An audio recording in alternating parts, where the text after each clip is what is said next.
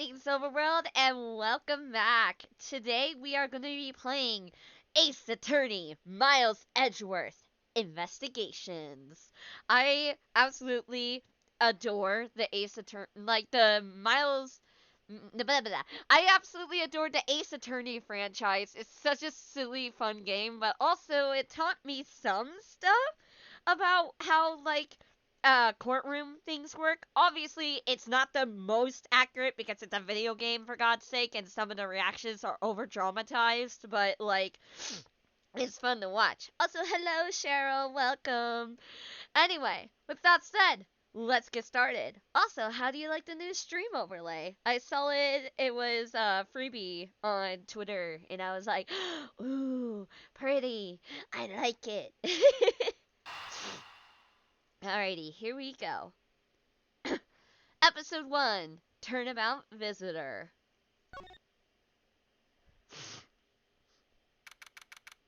March 14th, 1:16 a.m. Question mark. To make sure the defendant is found guilty, what other choice do I have? That's the job of a prosecutor, after all. That may be true, but why? Why go this far? Sorry, maybe I wasn't clear enough, but a guilty verdict is all that matters to me. Uh-oh! No matter what the cost. Oh, he dead. This guy's dead.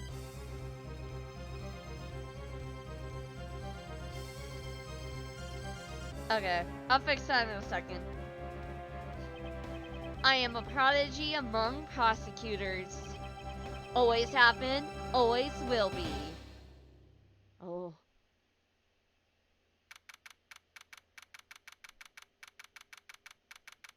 Alright, so before we do that, let me fix the text box really fast.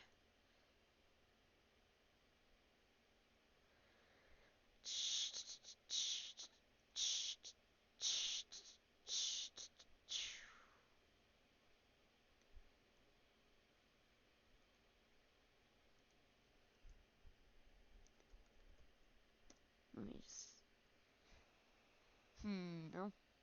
Hold on one sec. Don't know why it's doing that. It's being stupid though. We testing, yeah, we wanna make sure it's working.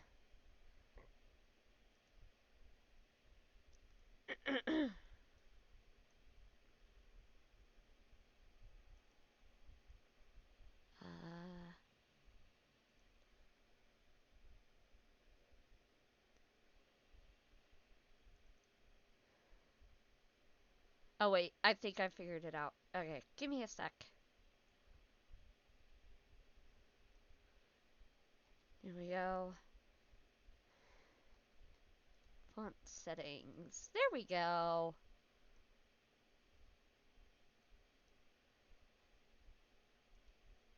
And we'll do white. Done. Test. There we go. I figured it out. Alrighty, back to the game now.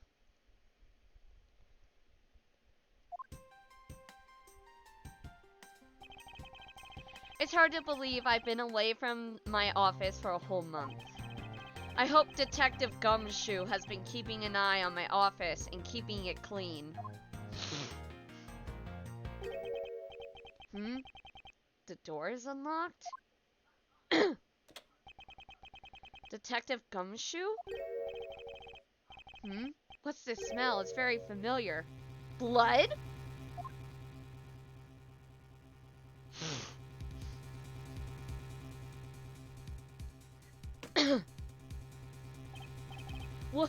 What the? Oh shit! What's the meaning of this? Freeze!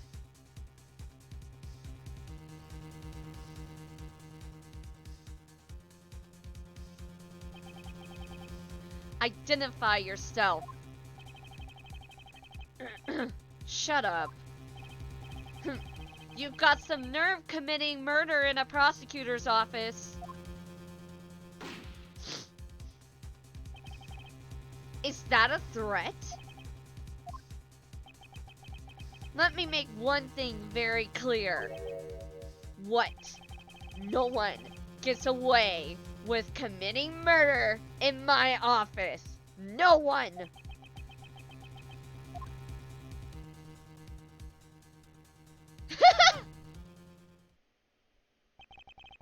My name is Miles Edgeworth, and I work as a prosecutor in my local district. Little did I know that upon my return home after a month abroad, I would be thrust into a multitude of cases and some very frantic and busy days.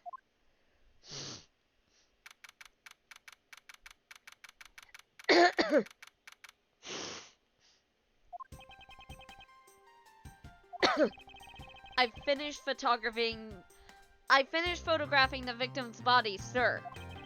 Very well. Please continue your investigation. Yes, sir.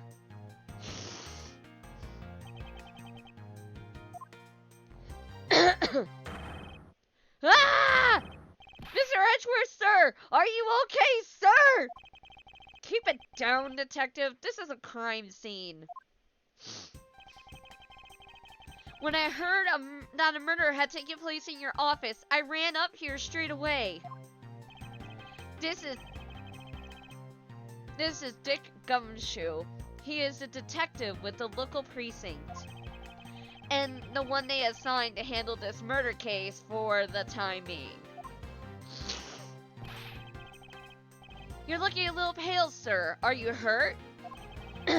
No, I'm perfectly fine. However... Ack! Look what they did to your office!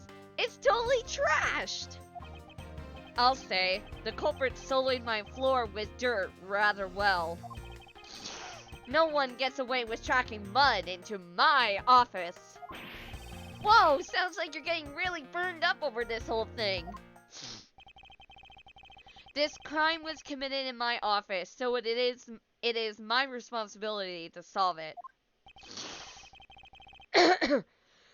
Oh, that's just like you, Mr. Edgeworth. Okay, time to do some investigating. Agreed. Our first course of action is to gather relevant facts and leads. We must not overlook anything, no matter how small, if we are to find the truth.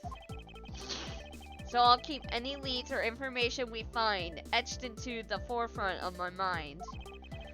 Speaking of things that piqued my curiosity, why of all places did the murder occur in my office? Crime scene, my office. Is it really coincidence that the murder took place in my office? I get the nagging feeling that this is something important to keep in mind. Yeah, I was wondering that myself, sir. I mean, you can't really say it's just a coincidence, can you? No, not really, especially because of this. The key to your office? What do you mean, sir? If you think about it carefully and use logic, it should become clear to you. Logic? By finding the connection between two pieces of information? No murder in the office. By finding the connection between two pieces of information and connecting them, new information is born. That is the end result of using logic. Okay, should I add a counter to see how many times I'm gonna say freaking logic and my office? Cause good God.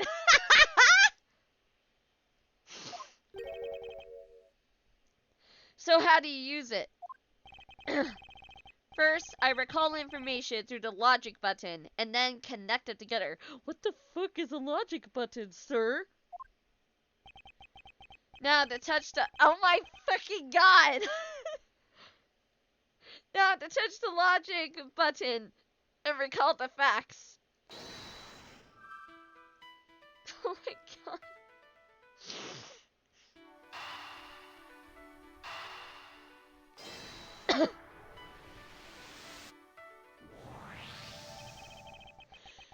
For security reasons, all prosecutor doors are outfitted with locks, which means it would have been hard for the murderer and the victim to get in here.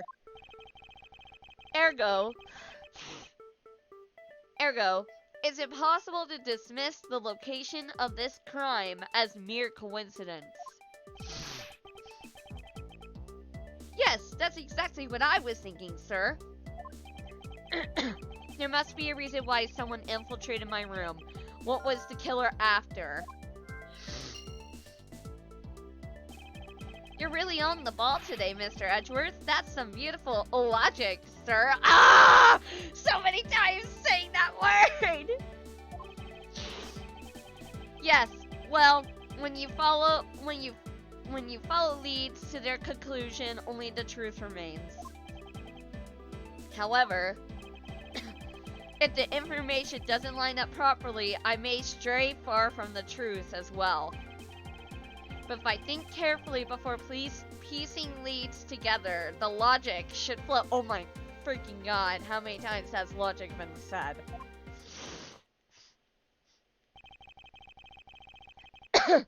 Well, let's get started with our investigation, shall we? Yes, sir! The basis of any good investigation is to examine everything, sir.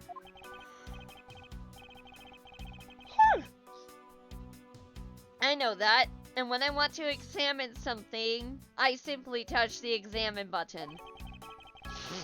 Oh, if you ever feel lost and want to talk, just touch the partner button, okay? I'll give you great, precise advice as an ace investigator, sir. Something to try later if I have free time, I suppose. You called, sir?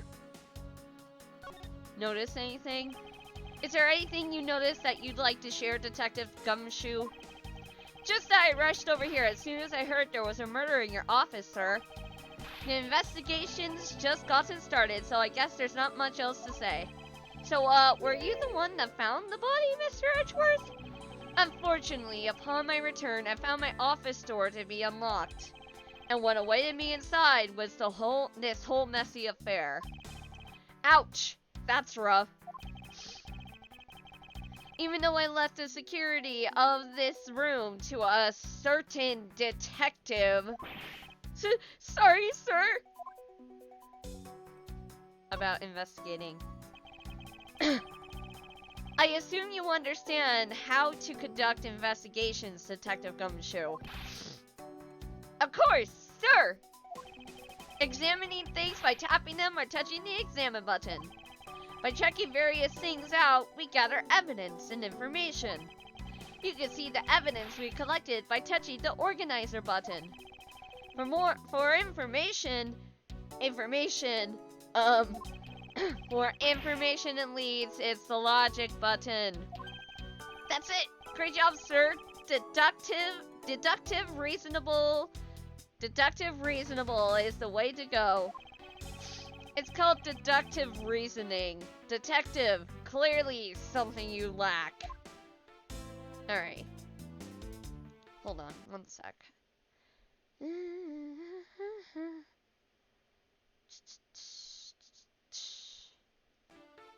Alright, that's better. The mouse was driving me crazy.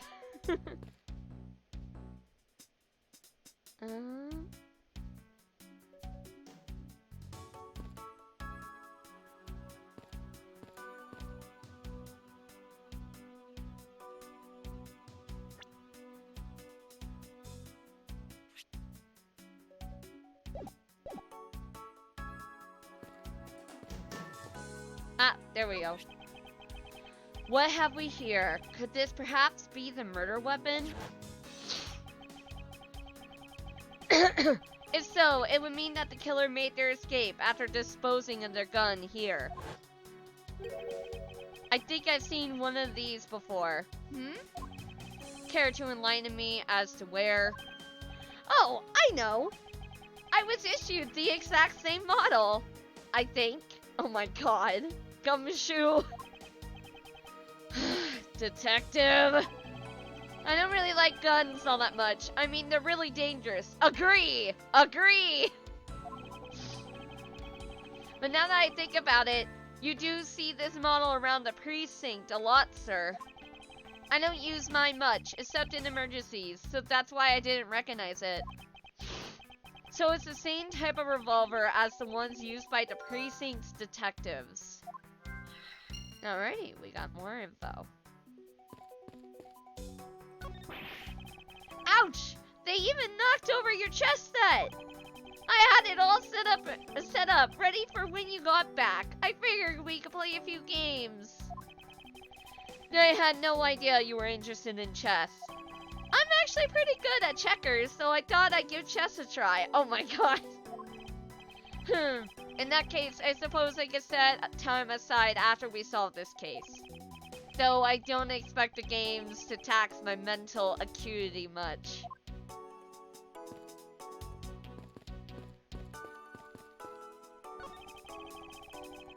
They finished photographing the body, so it should be alright to examine this area. I won't rest until I've inspected every suspicious looking nook and cranny.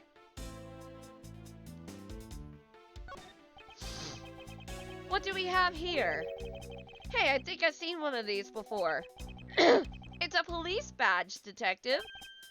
Oh hey, I have the exact same thing actually. What a coinkadink. Let's take a look inside. Rip Buddy Faith. F in chat for Buddy Faith. Mr. Buddy Faith, it would appear that our victim was a detective, just like you.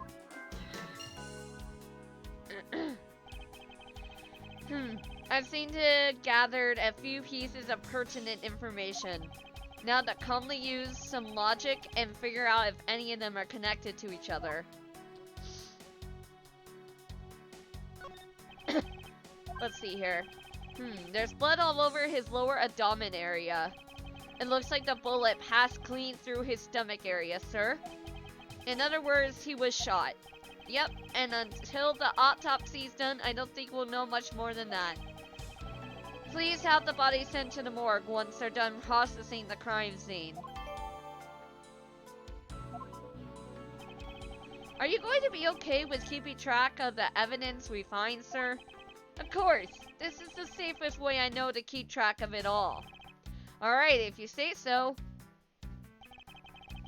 I keep all the evidence I find either in or with my organizer. When I want to re-examine a piece, I have but to touch the organizer button. But the organizer isn't only for evidence. I keep people's profiles on hand in it too. It's probably a good idea to make a habit of checking the facts often.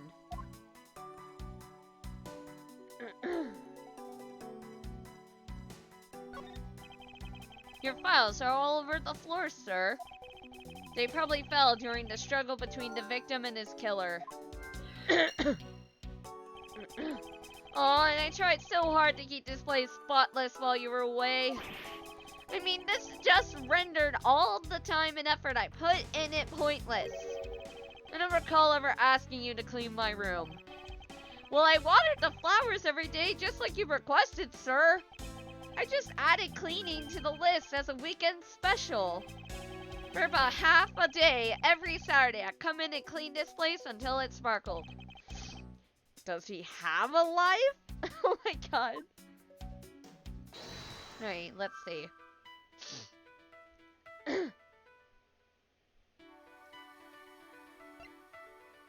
My files are a mess. Revolver.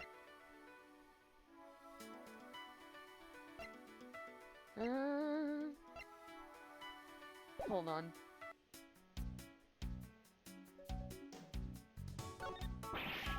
I don't believe it! I packed those files on these shelves so tight that not even an earthquake could make them all fall off. But just look at them! At this rate, the rest of the files won't be able to withstand an earthquake at all. A problem to be sure. Well, once the investigation's over, we'll put them back on the shelf. Alright, back. Ah, watch out for that tea. Ah, watch out for the teacup fragments there, sir. Ugh, the killer is going to pay. This tea set. Yikes, you're really mad over this. The tea set is very dear to my heart and can only be bought in England. It costs more than your whole month's paycheck. What? Now I feel like the killer's wasted one of my monthly paychecks.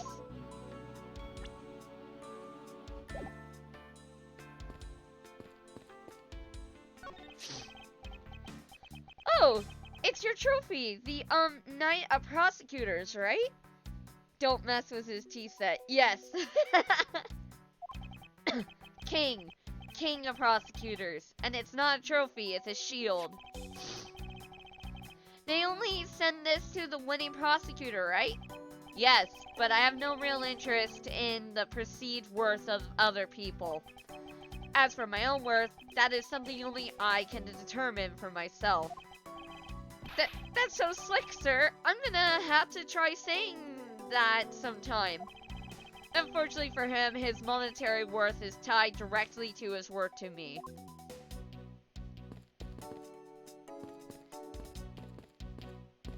Oh my god. It's so nitpicky. Ah!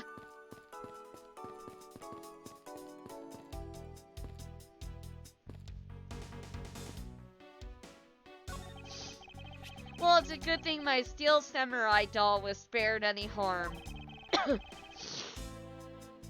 Speaking of which, I still haven't actually sat down and watched any of that show. What's it about again?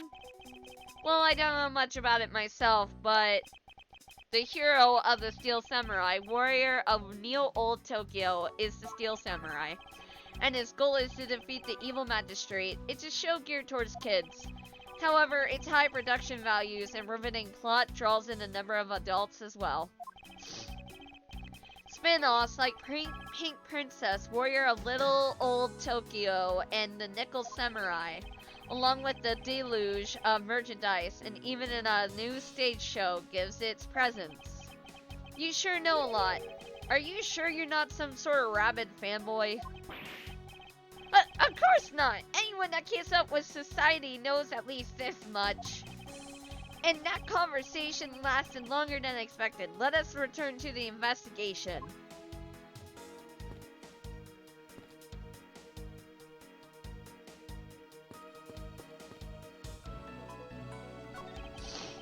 How's it coming along? Please, I need absolute silence. Fingerprint lifting is a delicate art. Well, I never.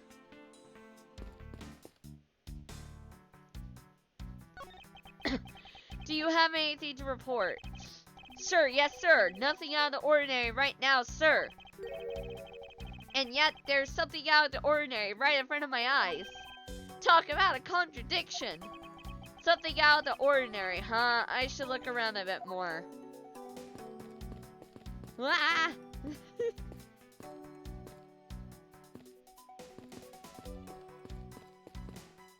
Okay, let's try logic again.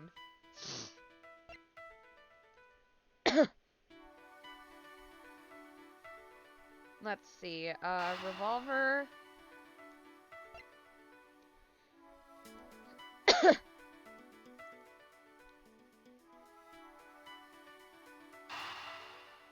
Let's see.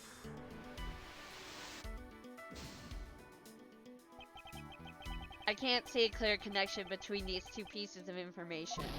Ouch! Victim was a detective revolver.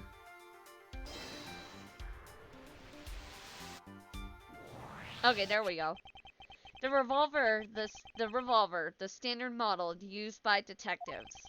Could it have belonged to our recently departed? Detective Gumshoe, can you please thoroughly check the victim's body one more time? Yes, sir. On it now, sir. Excuse me, pal. Let's see. What have we got here? Mr. Edgeworth, sir. The guy's wearing a gun holster. So it appears our killer somehow managed to take the victim's gun from him. Nice. Let's see what else we can find out about this revolver. As I always say, you gotta look really carefully at each piece of evidence. You could use the scroll wheels to rotate an object. There's no such thing as a bad angle. Use the slide bar or the X and Y arrows to zoom in and out to get at the nitty-gritty.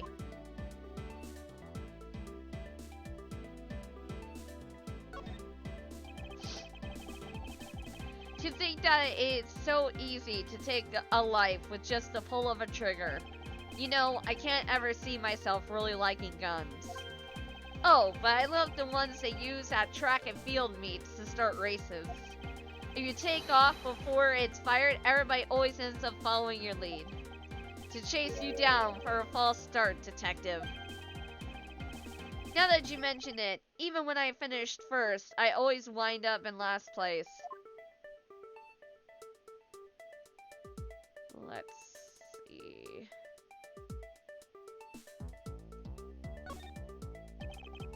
Oh gosh darn it. I wasn't trying to do that.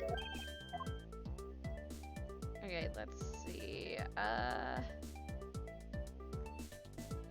Whew. Whew.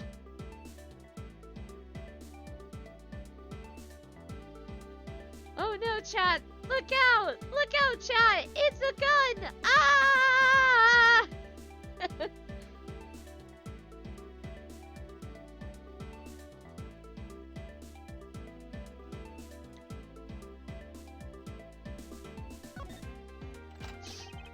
It looks like only one round was fired from this. Wow, so the killer killed the Vic with just one shot after wrestling the gun from him. Sounds like the guy knew how to handle a gun, huh, Mr. Edgeworth? We have no proof for now, but that is a distinct possibility. I guess this is about all we're going to find out. We should send the body to Jim! Why? Oh, why? How could this have happened to a guy like you? Hello, killer. Are you alright? Don't touch me! Leave me alone! Just let me be! Sorry, but I can't do that. The investigation is still ongoing, so please refrain from touching the body. The body? The body? Don't talk about him like he's just some lump of flesh. Look at him. Jim looks like he's just turned in for the night. His name isn't Jim. His name is Buddy Faith. You are a lying piece of shit. I'm sure, just in a blood-stained suit, pal. Where are my manners? Aren't you that prosecutor? Why, yes, I am. I'm Jock's Portsman, prosecutor. Jim here was my partner in crime busting. I'm Miles Edgeworth, and like you, I am also a prosecutor. Detective Dick Gumshoe, sir. So you're Miles Edgeworth. I guess this is your office?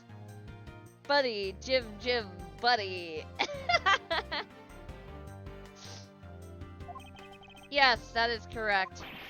Then it was you! You're the one who killed Jim! Hey, don't go around jumping to conclusions, pal. Just calm down, okay? I will not. I know how things work around here. High Prosecutor's Office doors all have locks built into them. And only the owner of the office has the key to his or her own office door. That is correct. However, I was not the one who killed your partner. Yeah, Mr. Edgeworth has been overseas on a business trip this whole time, pal. And the key to the door was with me the entire time. Okay, oh, Gumshoe, you idiot. So the only one who could get in here was me. You're an idiot. Wait, that means... I'm not sure what that means. You're an idiot. So it was you then! You're Jim's killer! God damn it, Gumshoe! No way, pal! You got it all wrong! Everyone calm down. Mr. Portsman, correct? If you are a real prosecutor, you should know to stay collected. The investigation has only just begun. Isn't it too early to be drawing conclusions? Alright, I get the point. You're right, my mistake. I tend to get a little too hot-headed sometimes. Your forehead is stupidly shiny, sir.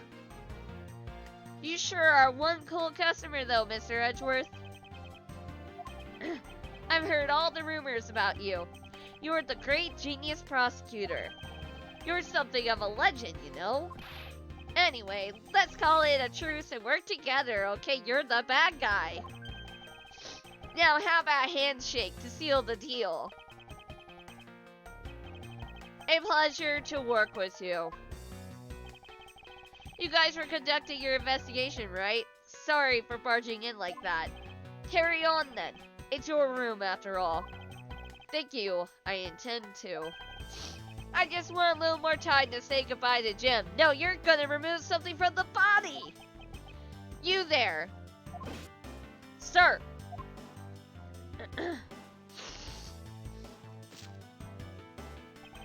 I want you to capture this scene on film for me. What the fuck? My final farewell to my partner Jim. What the fuck? I should probably give them some space. What the actual fuck? How's it coming along? Please, I need absolute silence. This picture is too important to mess up!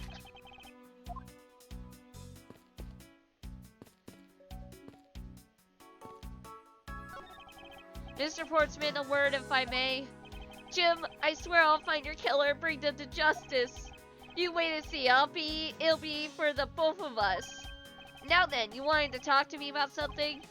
No, that's alright. I feel like I'm interrupting their conversation. This is fucked up. What the hell?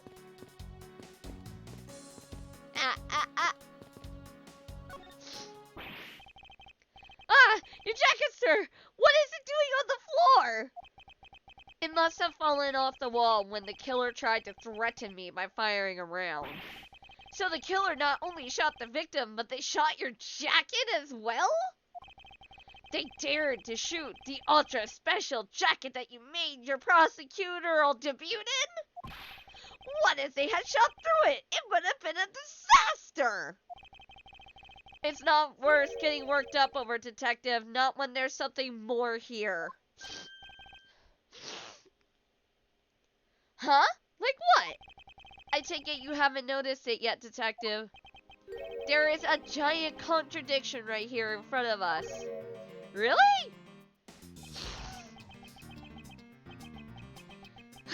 Did I say contradiction? He must be rubbing off on me. I'm sorry to sound like him. But I have my justice for Jim. Oh my god, his name is Buddy! I have my own methods and I will conduct this investigation my way. When the scene before me contradicts a piece of evidence or seems off, that's when my deductive skills come into play. First, I have to find the spot that holds the contradiction. This? No? This is it! The bullet hole where the contradiction lies! When I spot something that's off, I should touch the deduce button. And when I have found the sufficient proof to prove the contradiction, I present it. This is how I do things. The revolver. It was only shot once. Eureka! The bullet hole is the contradiction. What do you mean, sir? It's elementary. 2 shots were fired in this room. The first felled the victim. And the second felled this frame. Hey, that's right! However, this gun was only fired once. Hey, that's true too! Which means that one of these 2 bullets was fired from a different gun. Did the killer have another gun prepared for tonight? By the way, I noticed something, sir. Yes? What's that thing sticking out from behind the frame? Ah, that. It's a secret safe. Secret safe? Ooh, I smell money. I'll spare us the trouble and just say it. Nothing like what you're imagining is inside. Now, if you could kindly move this frame out of the way. Roger that. Achoo! Achoo! Talk about dusty. I suppose that's what happens when I'm not here to dust it. Once in a while. I had no idea there was a safe here, or I had kept it clean for you, sir. So when did you put this thing in? It wasn't something I had installed personally. Every prosecutor office has one. Really? I had no idea. Well, only prosecutors are supposed to have knowledge of their existence. So what's inside, Mr. Edgeworth? Right now, nothing. We only use them to store especially important evidence when a trial is in session. That's it? Talk about squashing my hopes and dreams. I won't rest until I inspected every suspicious-looking nook and cranny. Yeah, something seems off. Now this is odd. You found something, sir? This keypad, don't you find it to be a bit too clean? Yeah, there's a thick layer of dust all around it, but not the keypad itself.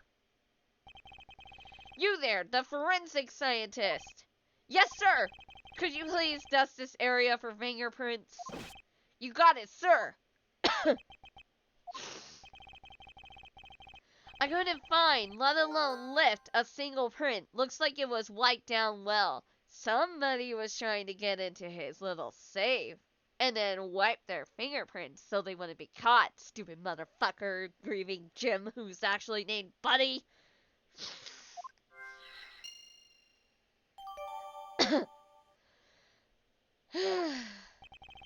As I thought, it appears that logic is the only way around this setback. Time to rationally and calmly connect the dots with the information we have. Logic. Alright, let's see. Let's see. And wiped fingerprints.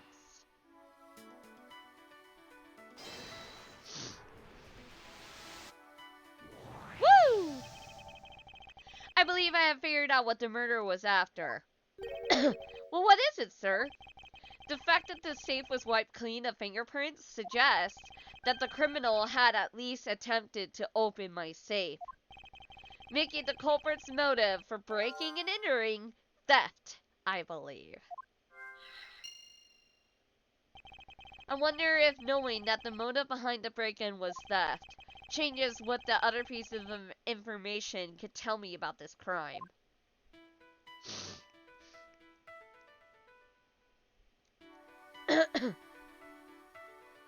Let's see.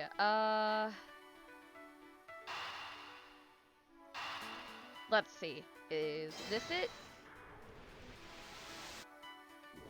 Oh, that was nice.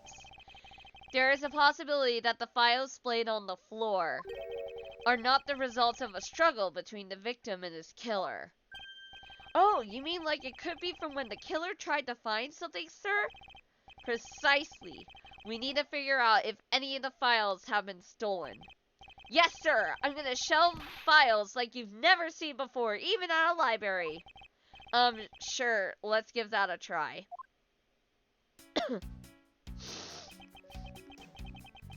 Why do all the good ones always die young?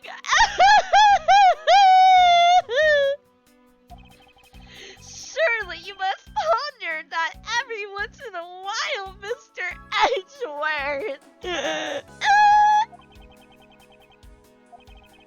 No matter how much we lament, the dead will not come back to life.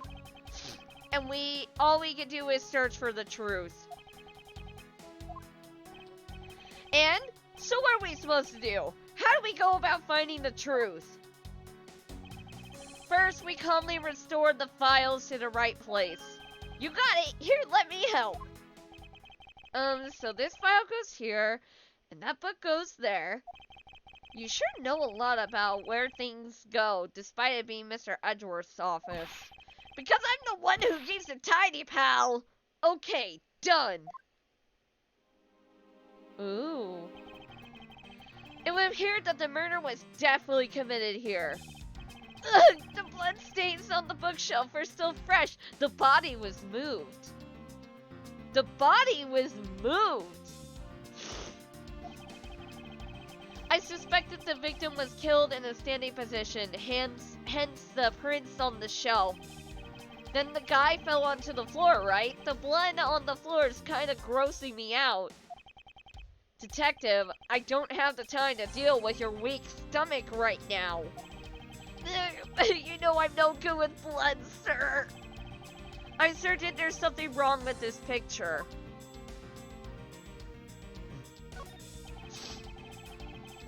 So this is where the bullet lodged itself after it went through the victim, huh? For the bullet to be lodged so squarely in a file spine indicates that the files were ransacked after the shooting had occurred. Then I guess the victim was moved because he was in the killer's way. Yeah, no fucking duh. It appears the victim was in a sitting position here after being shot. Oh, so that's why the seat of the victim's pants has blood on it. That would be a logical conclusion.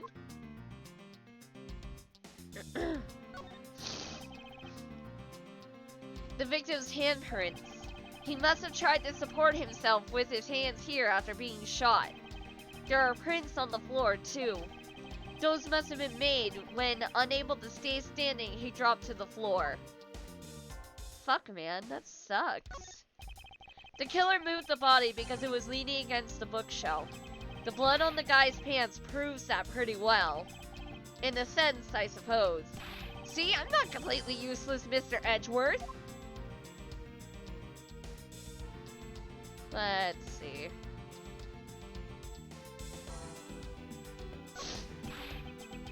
I put them all back, just as they should be, sir. Doesn't seem like anything's missing. Although it does look like the killer moved the body to flip through my shelves. I wonder if they found what they were looking for.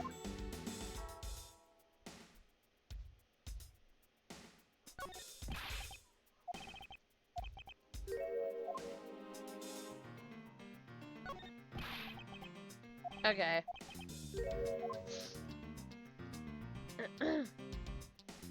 Let's see, deduce.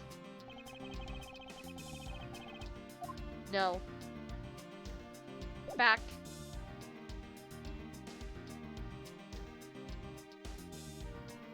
Deduce.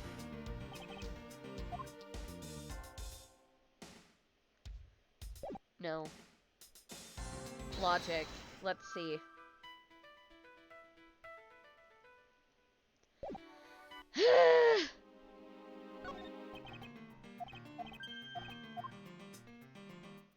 Deduce. Maybe.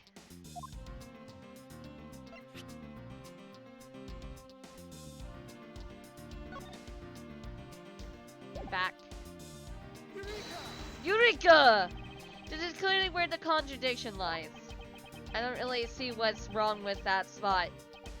Ha! You don't understand. You see, therein lies the contradiction. Mr. Edgeworth, sir, it'd be nice if you just admit when you're wrong. That wasn't a mistake! Oh my god.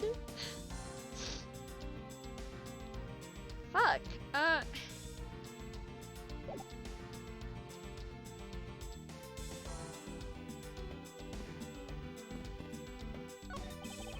Mr. Portsman, a word if I may.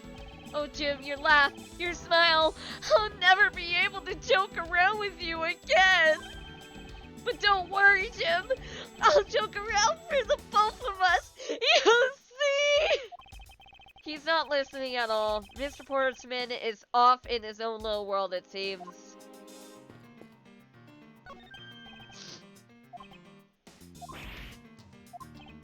I already read this before.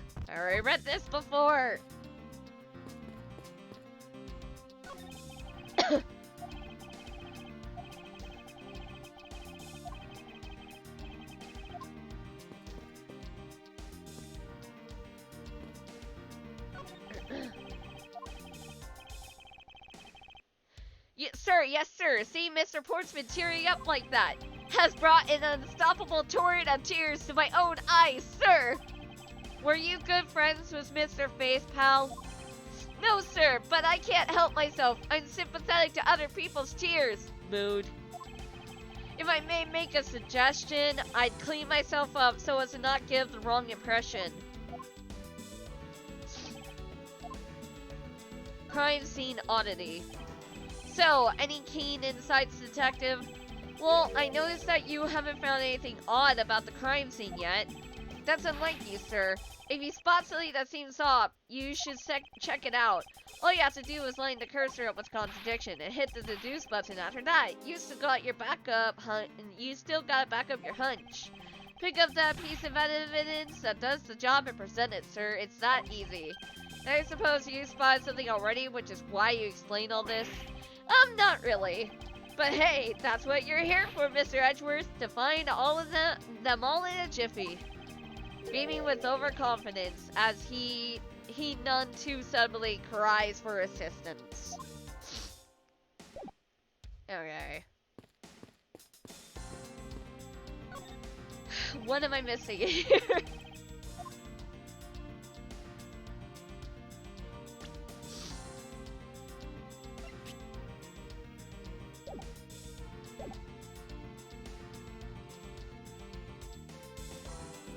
Deduce this. Let's see. Gosh darn it! Bruh! What is the contradiction? I don't understand. Gosh darn it. I don't like having to pull up game guides, but if I have to, then I will.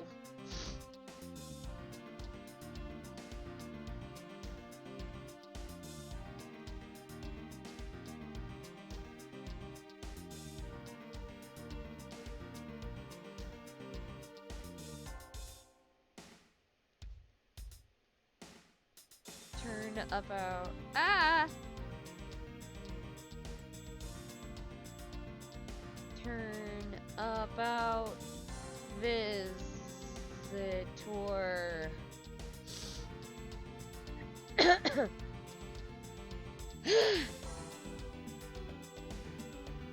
Alright, where is the shit I'm supposed to do?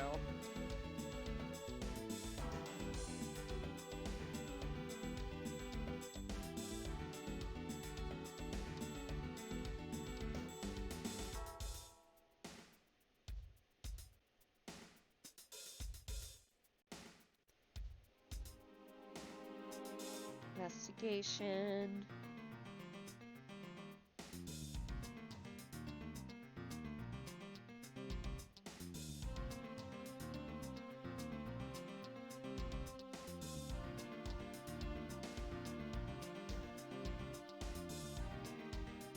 Alright, hold on. Closely, quickly accuse this person and accuse to investigate the save. And now. Hold on.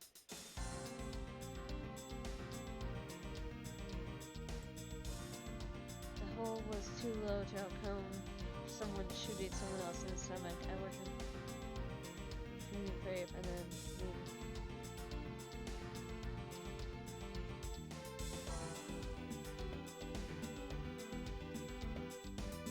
I'm missing something here.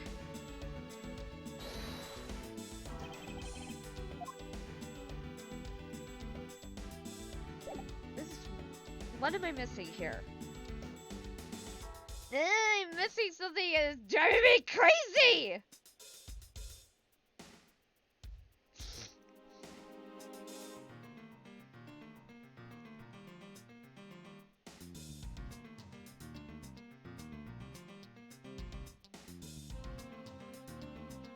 Give me a second, chat.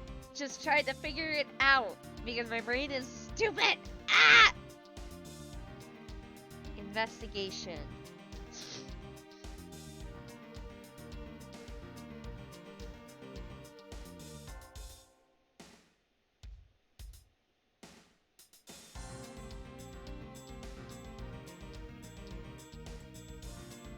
Hey, now you're gonna now deduce the bullet hole on the. Alright. No, I'm not sure what rule is that. I'm sure rule. Now deduce the bullet hole. That's what I did! And it was wrong! Okay. Deduce the bullet hole and present the crime scene notes.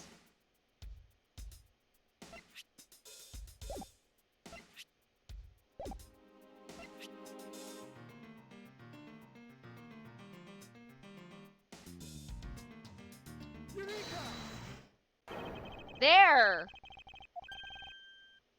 There is clearly a contradiction here. It's like, bruh, I literally tried to say that. It's like, I said that, and it said it was wrong. Was I not over the hole enough in order to deduce it? What the fuck, game?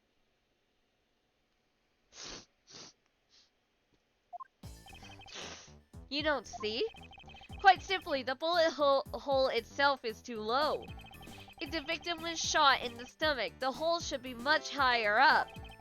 But what if the guy was shot while he was sitting or lying down, sir?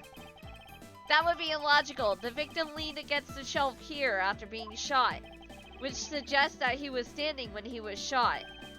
Then that means... Wait, what does that mean, sir? It means you need to use your brain every once in a while instead of mine, detective. In any case, it means someone made a faulty assumption. And it was from this mistake that our current contradiction was born.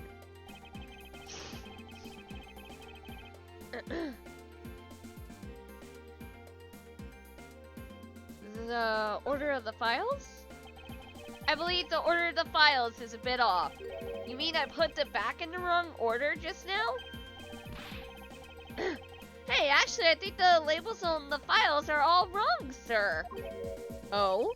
Yeah, you see here how the files that were shot begin with the number 0? What are those doing all the way down there after 1, 2, and 3? That's really weird. Actually, the way they are organized now is the correct order. They are exactly as I see them in my mind's eye, but the numbers are all out of order. Those white binders are special, so they are arranged a little differently. But from this, we know that the files were not in this order when the crime occurred. Aha! So that's it! I believe the killer made the same incorrect assumption as you just did, detective. Let's rearrange the files in numerical order and see what we find out. Do you think it'd be okay to prop the body back up to how it was before it was moved? They finished processing the crime scene, so I don't see why it wouldn't be. If you please, Detective Gumshoe. As I suspected, the bullet hole is now where it should logically be. The killer went through my files first before shooting Mr. Faith. And then put the files back in numerical order, I guess. Exactly, and then proceeded to shoot the victim. Well, why would someone kill a man and then look through your files one more time? Puzzling indeed. The files were thrown into disarray twice. Once before and once after the crime. But why?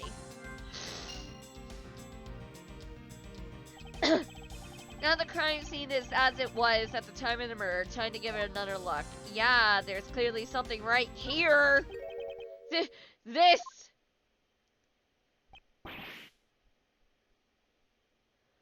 What is that? Why does it say gumshoe on there in blood? I'd say it's some incredibly incriminating evidence. Yes, indicative of criminal activity indeed. No! Wait, there's gotta be some mistake. Mr. Edgeworth, sir! Help me! Say something, sir! It appears that one of my files was stolen. Is that all, sir? What about me and my situation? Is this what the killer was really after?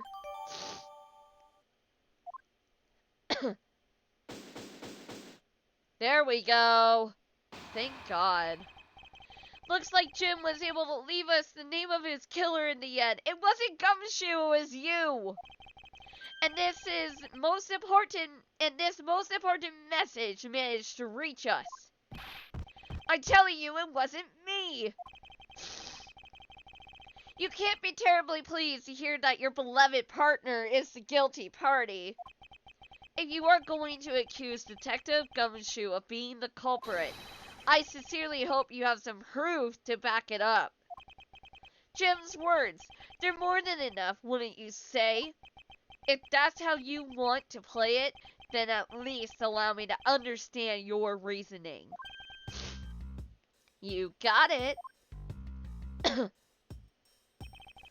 I don't like this one bit. There's something strange about this man's attitude. No fucking duh. And there must be some sort of flaw to his logic waiting for me to dig out. Mr. Edgeworth, what are you going to do? What I always do in court, I'm going to cross-examine him. One way or another, I'll expose the flaw in his logic with this technique. Oh, how do you do that? Can you explain it to me, sir? Might as well. Alright, first I listen to the witness's testimony. If I find a flaw in the testimony, something that contradicts the evidence, I open the organizer and present the piece of contradictory evidence. To present something, I simply touch the present button, but that's old news. But it's not like there's gonna be a flaw in their testimony every time, right? Correct, and at those times, I need to press the witness by touching the press button. Sometimes, by pressing, I can draw out new information and new or modified testimony. I think I get it, sir. I'll be sure to try this technique out during investigations too. Very well. I'll even show you how it's done. Now watch carefully.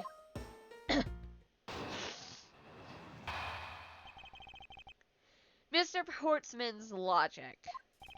Detective Gumshoe, you stole Jim's gun from him and shot him dead. Further, you messed up the files to make it look like you had committed theft instead. That's when you moved Jim's body. That was sitting in front of the bookshelf. But thanks to that, you didn't notice the bloody letters his body was hiding. And it will be by his final words that you will be brought to justice. What a prick.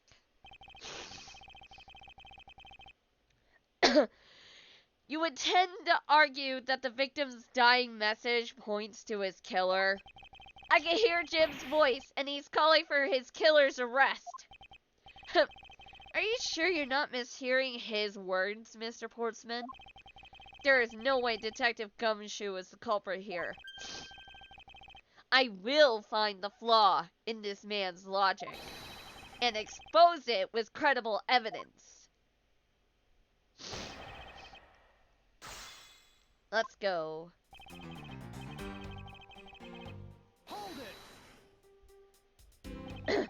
You know, there's something I've been meaning to ask. What is it? Why do you call the victim Jim, when clearly his name is Buddy Faith? Isn't it obvious? Jim is the perfect name for my companion. Jockus and Jim. Don't those two names go together like peanut butter and jam? But Jim isn't even close to this guy's real name.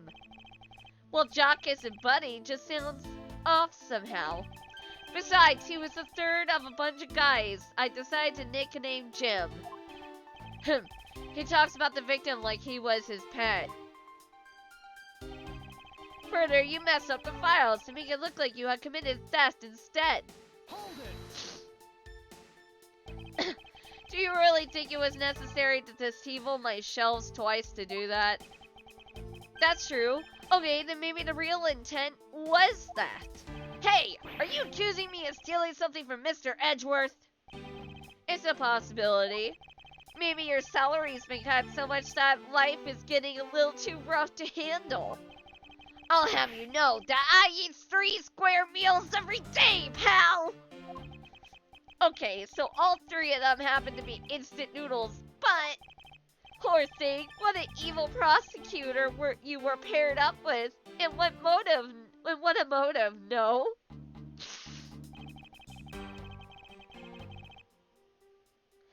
That's when you moved Jim's body that was sitting in front of the bookshelf. Hold it! And why would Detective Gumshoe do such a thing? Because the body was getting in his way. He had to mess up your bookshelf somehow, right? Anyway. But thanks to that, you didn't notice the bloody letters his body was hiding. Hold it! Why do you think that the killer didn't notice the bloody letters? The body was covering it quite well, wouldn't you say? That's how he missed it. But judging by what I've seen, it doesn't take much for your detective to miss something. Who do you think you are? You know nothing about me, pal! There's a lot a person can understand about another from first impressions alone. I can't say I disagree with him on that point. Why don't you say something, sir? Not you too, Mr. Edgeworth! Despite his lack of attention to detail, I don't believe the detective to be the culprit. Nobody could have overlooked the bloody letters, and I can prove it with evidence. I couldn't ask for a better setup. For the game finishing spike. Hold it! Are you saying that those letters were intended for you? Yep, Jim was an outstanding detective. I would expect no less from my former partner. It looks like Mr. Portsman still doesn't understand. He has yet to figure out the true meaning behind the bloody letters.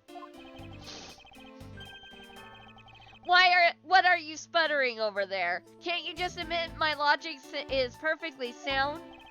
Actually, there's a gigantic flaw in his logic. A gap so wide that even the good detective can spot it. Now to clue Mr. Portsman in by presenting him with some evidence.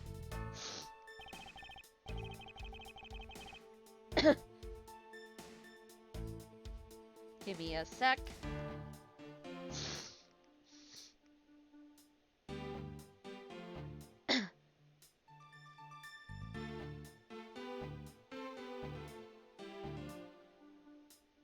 Okay.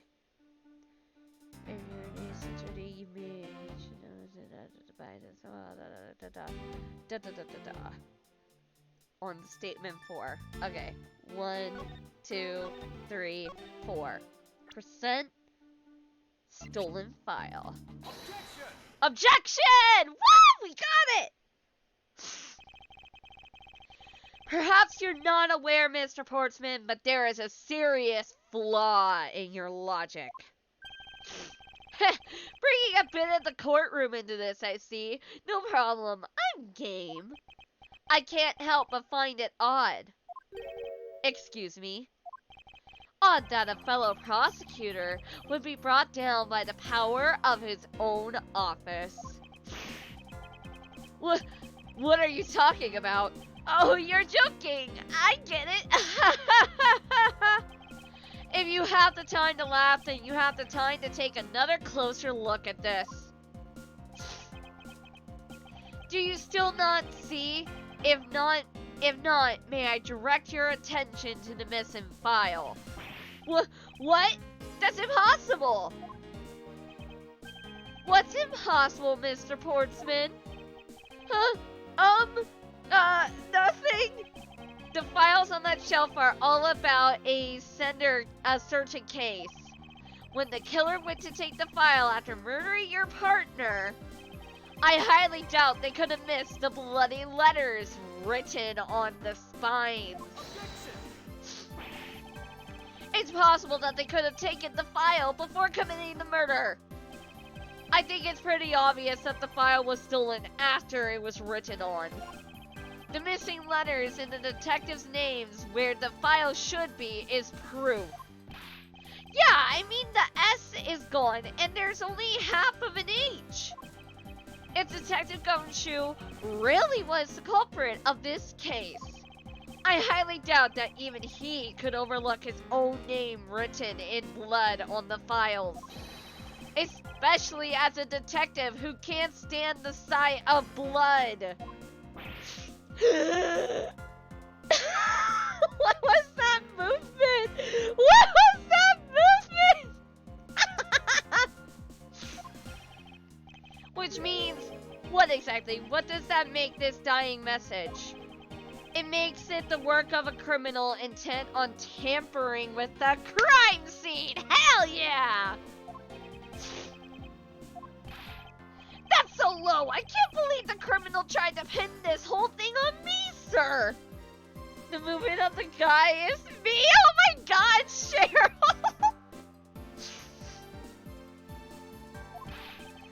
I'm gonna get him, sir! You'll see! I'm gonna have them under arrest in no time! Well, Mr. Portsman? Brilliant! Absolutely splendid! Logic deserving of Olympic gold.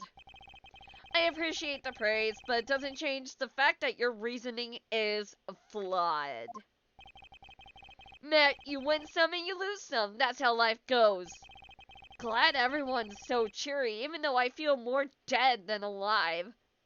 Oh my god, Gumshoe, what did they do to you? But you know, it really is a shame. I really didn't want to have to bring this up, however. What is it this time? Are you still after me, pal? Humor me for a second. Who has the key to this office? That would be me! But Mr. Edgeworth just proved that I'm innocent, pal. What the fuck? That's absolutely right! And I acknowledge your innocence! Then why do I sense that you still have something to say? Fucking weird! You're fucking weird! You're weird! Well, I was thinking, did you know there is one other person with a key to this office? One other person. Hey, you there! Yes, sir! What is it, sir? Would you kindly fetch and escort the lovely young lady here for me? Oh, now you're gonna frame an innocent woman? Really? A lady. The girl is a member of the building's security. Think of her as a material witness. Security? Did you say security? No, stop it, pal! Don't! What's wrong with him all of a sudden?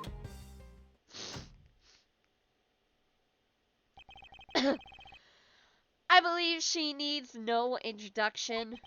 I have called upon Miss Maggie Bird, a member of security. Detective Gumshoe, sir? Maggie... Miss Bird is the security guard on watch tonight. I see, and your point is... My point is that she could very well have used it. And by it, I mean the master key, which can open all the office doors in this building. What? If you are not the guilty party, Detective Gumshoe, then the only other person with access to this room is Miss Bird. How dare you! I would never sneak into someone's room! That's right! I refuse to believe that Maggie's the culprit, pal. It was me! That's right, I did it! No, Gumshoe, don't do that! Can we take that as a confession, detective? Well, it wasn't really me, but it definitely wasn't Maggie, pal. So yeah, it was me. If it was, you'd have no problems with that, right? Please refrain from flying off the handle, detective. There's no need for such theatrics. Listen to your boss, detective. He understands what I'm saying here. If you do the weird shirt movement again. God damn it! Stop it! That girl is the only one who could have committed the crime. And for one simple reason. Stop it! You're weird! You're weird! You're fucking weird! No, Cheryl, stop! It's pretty obvious that Miss Bird snuck into your office, into your room using the master key. I mean, if Detective Gumshoe isn't the one who opened the door, then that leaves only Miss Bird as our prime suspect. Did anybody fingerprint the fucking doorknob? On top of which, she knows our good detective, doesn't she? Making it all that more probable that she was the one who faked the dying message. I need to take a sip of soda, jeez.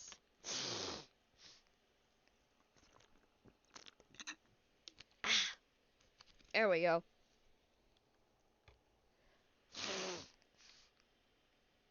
So you're saying she used the master key?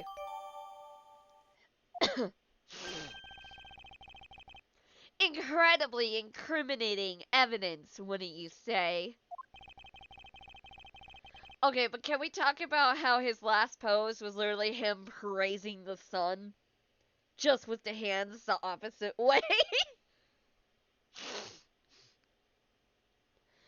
That's what you claimed about the evidence earlier as well. That was then, this is now. The flow of a good match always changes during a rally. It's all about your reflexes and reaction time, especially for an athlete like me. I wonder if there was anyone else other than Miss Bird who could have used the master key. It seems that the only way to get Mr. Portsman to give me more details is to press him.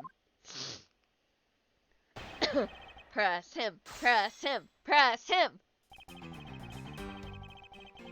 Hold it!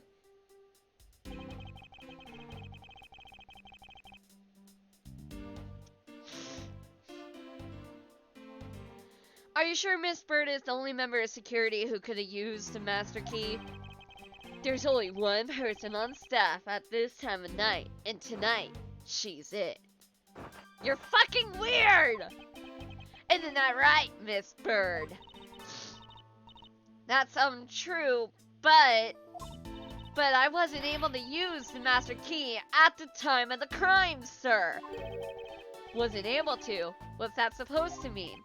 Yes, moving on. I'd hate to get sidetracked by something unrelated. What do you mean unrelated? I want to hear what she has to say, pal. But you can't really trust her not to tell lies. Plus, I hate wasting time. Fuck you!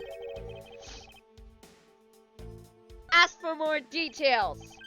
Not so fast. I too am interested in hearing what Miss Bird has to say. Didn't I just say it'd be a waste of time? We don't need to hear her lies. I'll be the judge of that. Miss Bird, if you please. I discovered that the master key was missing at around 1 a.m., sir. What do you mean by missing? As in, it wasn't anywhere in the security booth, sir. The killer must have stolen it. Pardon. Mr. Portsman, I believe this to be an important piece of testimony, don't you?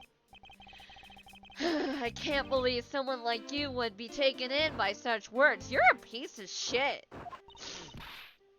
I'm not lying, sir. Objection! If that's the case, then I'd like to know, why do you have the master key now? I don't quite know. It just reappeared all of a sudden, sir. Ha! A likely story. And where is your proof that the key was stolen to begin with? I bet you just forgot where you put it and then found it again. I never lose things. I can practically guarantee that. With me, if something disappears, it's usually because someone stole it. Yeah, pal, trust me, you don't want to test just how bad her luck is.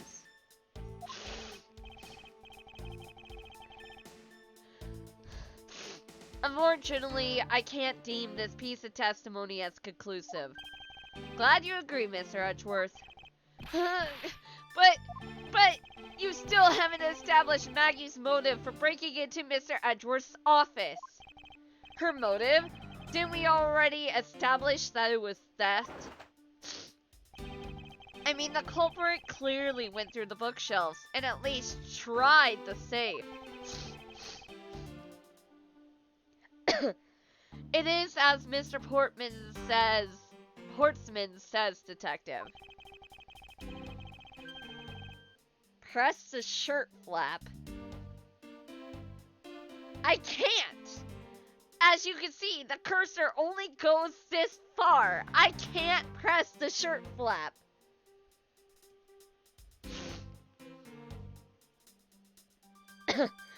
I can't ignore the fact that all the evidence points towards a motive of theft. But I'm done taking blows. It's time to counterattack with a few facts of my own.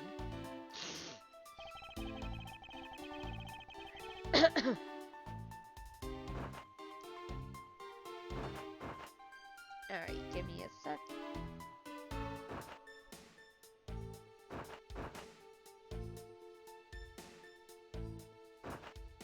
Okay.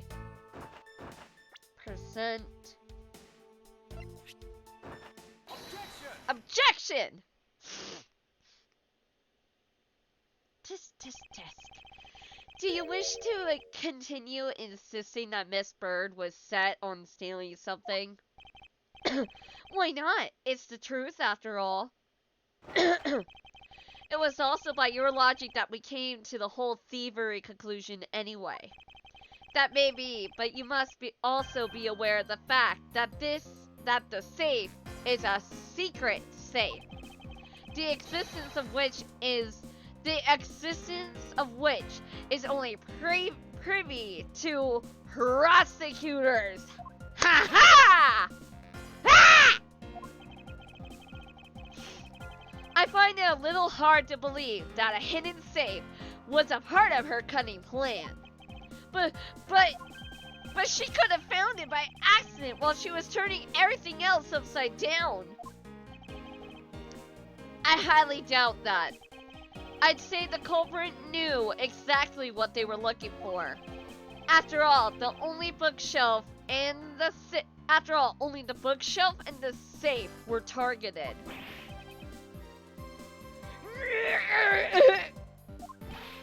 Yeah, even I didn't know about that safe, pal.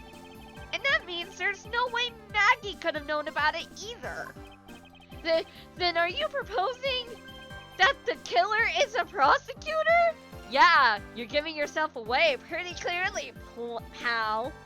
He can fly away with all the flaps. Oh my god. Interesting conclusion. That's definitely looking more and more probable. What's wrong, prosecutor? Do you have a different suspect in mind now? Curses! Why? What made you? What's with the angry face all of a sudden? It's all my fault! What do you mean? It's Jim! He knew about the existence of the secret safes! What did you just say? We were partners, like inseparable, conjoined twins. That's why I told him. I filled him in on the secret safes. Then that means... Yeah, I know. I had only just told him to... Obviously, it was wrong of me to tell him. I still can't quite believe it. But the thief who broke into your room was probably Jim. Now he's claiming that the victim was the thief. Yeah, and look at him now. He's dead, boy.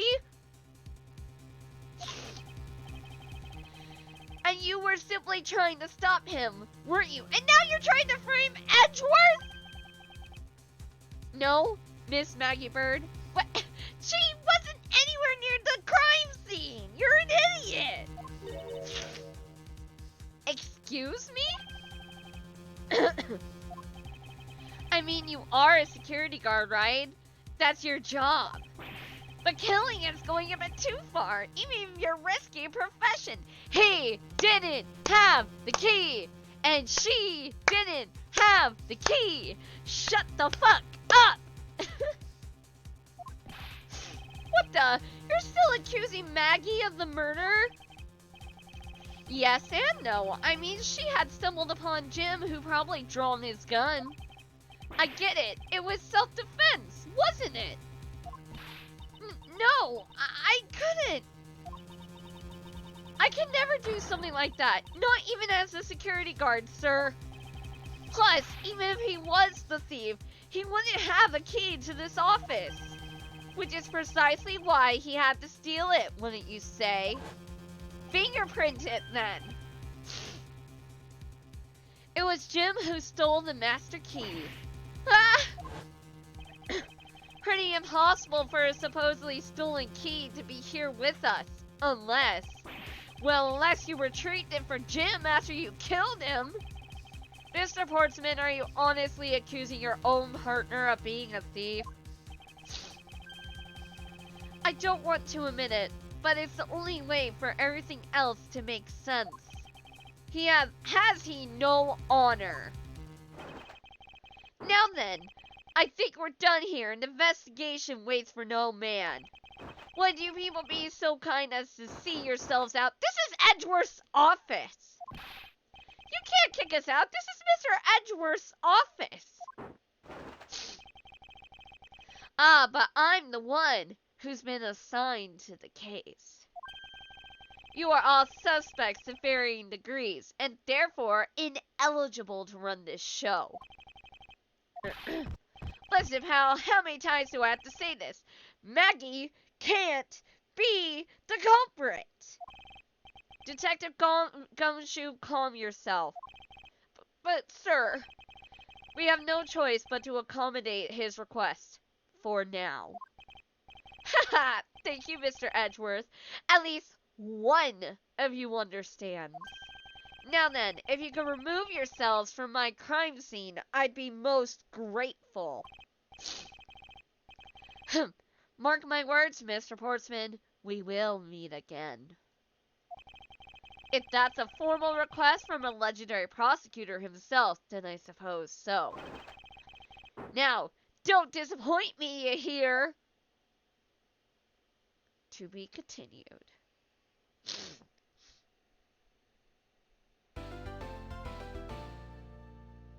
Yes, freaking save. Oh my god.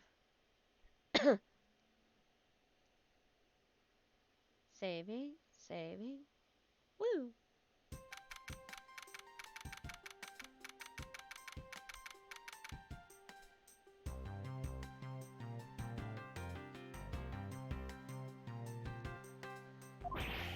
What is with that prosecutor? I can't believe how rude he was. It was unbelievable. Please maintain your professionalism, detective. I'm gonna find some real solid evidence proving Maggie's innocence. You'll see, sir. But we've been kicked out of the crime scene, sir. True. So then what now? Looks like my life's fallen into yet another gigantic ditch. Do not despair, Miss Bird. We can overcome this as well. There are many other places and things we should be looking into anyway. Eh? Really, sir? For example, this hallway. The linchpin of his argument against Miss Bird is related to the master key. In that case, this hallway is the perfect place to look for more information regarding the mystery surrounding my door.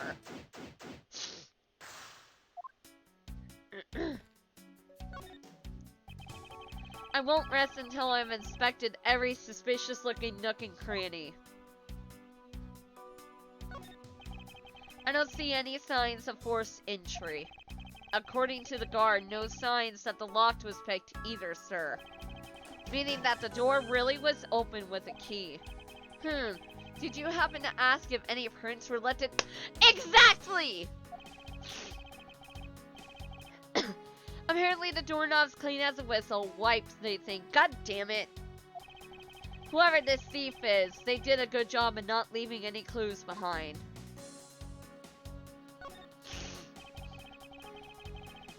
1202. These four numbers on the number plate alone proclaim this to be my office. Whoops! Hey, these number plates slide right out, sir. They have to be able to take the plate off. They have to be able to take the plate off when a room becomes vacant, you know. Although the idea that it can be so easily removed is kind of—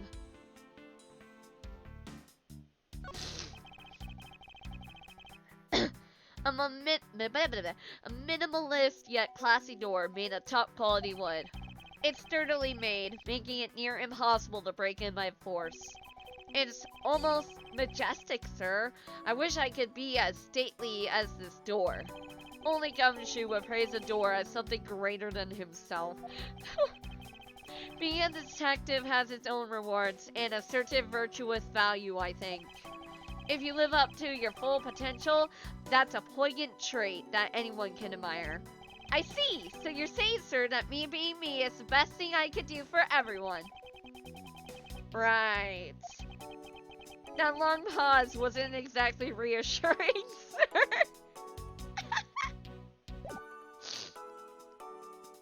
Okay. Random. Why is there a basketball right here? Hello? What is a basketball doing here? That's Mr. Portsman's prized possession, sir. I heard he also plays soccer, dodgeball, and even tennis. And not a single one of those sports is suitable to be played in a hallway.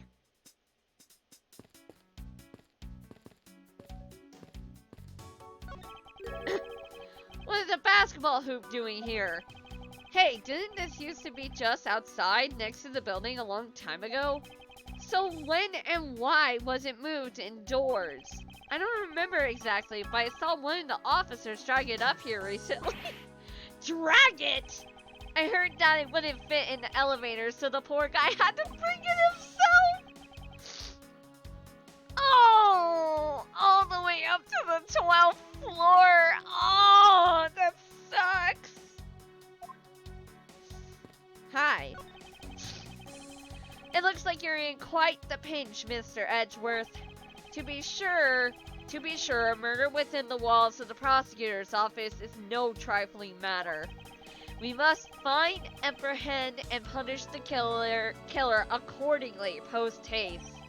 Sounds like a messy case you've got on your hands. If you ever feel lost and need some advice, my door is always open. How gracious! I will keep your offer in mind. Who is this guy again?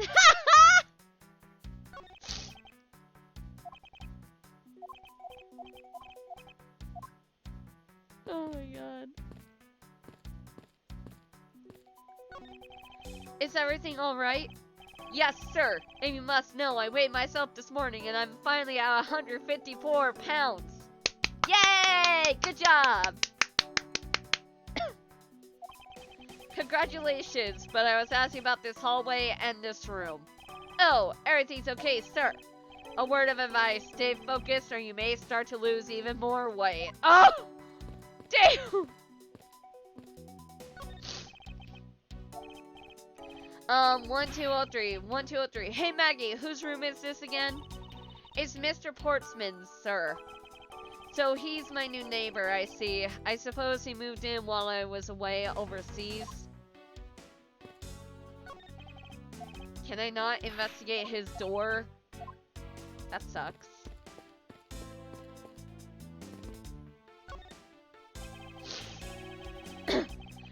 I won't rest until I inspect every— Ah! There's the book!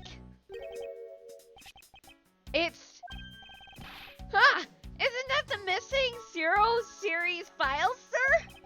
No doubt about it. The bloody letters mark it clear as day. There seems to be a few pages missing. Our thief took only what was necessary and left the rest behind. So what are these Zero files about, sir? I guess they've got something worth stealing in them, huh? Not particularly. It's just a collection of court case files. However, the cases within these files are not mine. Huh? They belong to the High Prosecutor that used to occupy my current office. I have my reasons, but let's just say I was charged with keeping them as they were. Then that means the thief must have also wanted the file for a specific reason, right? It would seem so. Only the pages related to the case from 10 years ago are missing. I wonder why anyone would care about such an old case.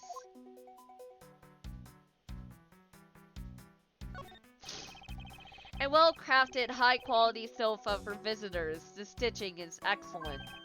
Talk about a luxury waiting area. These babies are also great for napping, you know. You would sleep even out here, detective, in a hallway.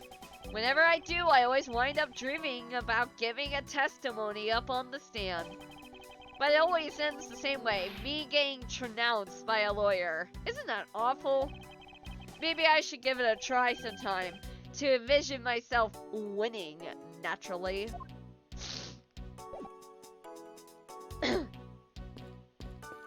Okay, let's see.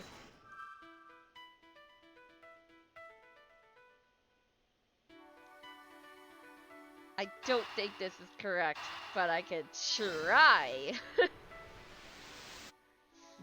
Nope, that was not correct. Ouch. Back. Alright, let's talk to Miss Bird.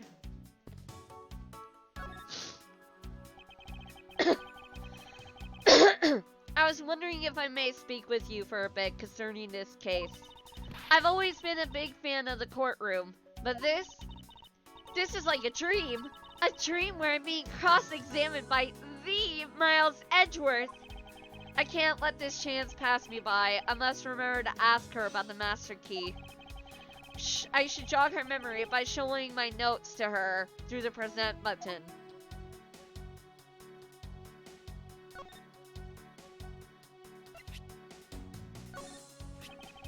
So when did you discover the master key was missing?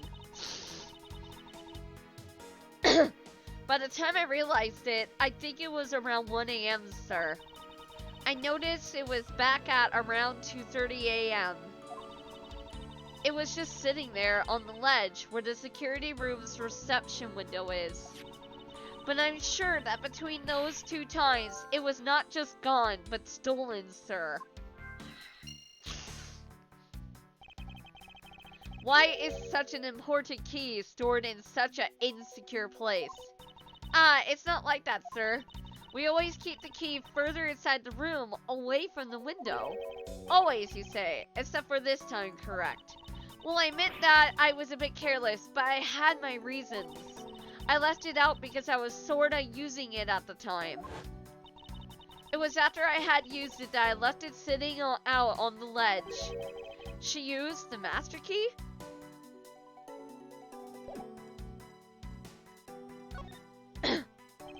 What did you mean by you used the master key? Oh, I had to use it to open the door for this prosecutor who had forgotten his key.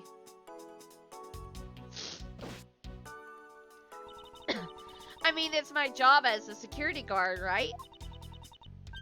Ah! What is it? That's right! I just remembered! The prosecutor who forgot his key! It was Mr. Portsman, sir! He used her to get into the office. What? Please tell me more, Miss Bird, quickly!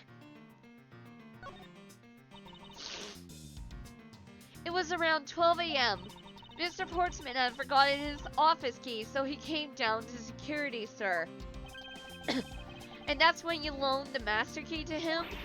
No way! It's against resident regulations to loan the master key out to anyone.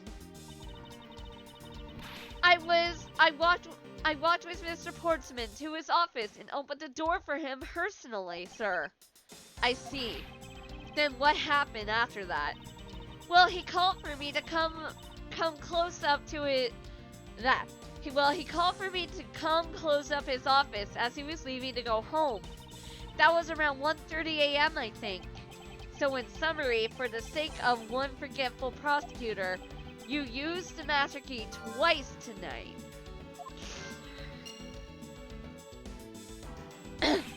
Talk about suspicious. I doubt you can say that you never left your keys at home, detective. I think this calls for a thorough examination of Mr. Portsman's door. Finally! Also, let's ask her about the other stuff. I have a migraine. I might be a bit slow on chatting actively. No worries! Have you ever met the victim before? Well, I've seen him a couple of times before when I had to go to Mr. Portsman's office. Mr. Faith was always playing basketball with Mr. Portsman, sir. That sounds like fun. Just once I'd love to play with them. It sounds fun, but the only person ever taking a shot was Mr. Portsman. All Mr. Faith ever did was pass him the ball, sir. On second thought, I don't think I'd have fit in all that well with them. Miss Maggie Bird, correct? I take it that you are an acquaintance of the detective? She was under my supervision back when she was still on the force, sir. One day she got caught up in a murder and things started going downhill, so she quit. But I owe a lot to Detective Gumshoe for introducing me to my current employer. Or so I thought, until a few hours ago. Right before I was about to clock out for the night, you got caught up in this whirlwind of a case, correct? Don't worry, my whole life has been nothing but a whirlwind of bad luck and failures. Since I was 6 months old, when I fell from the 9th floor of my apartment building, I've been hit by all sorts of vehicles, gotten sick from all sorts of food, failed at almost every test I've taken, experienced almost every kind of disaster, and now I even managed to be named a criminal just when I become a security guard. That's a lot to go through in one lifetime. I know, and just when I thought I have finally found my happiness, I wind up getting you and Detective Gumshoe involved in my bad luck. You don't need to worry about me, Miss Bide, nor do you need to worry about yourself. I will solve this case and prove your innocence. All I ask in return is for your cooperation. Yes, sir, Mr. Edgeworth, you can count on me. I'll do all I can to help. Alrighty, time to investigate this door.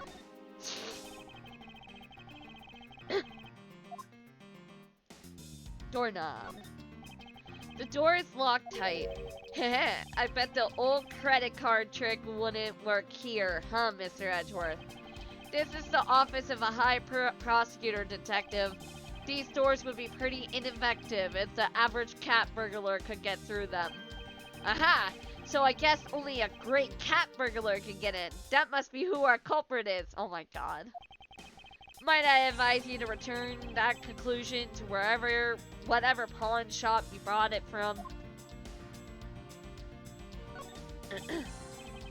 I take it that this is Mr. Portsman's office. Yeah, you can't mistake it because of that basketball hoop, sir.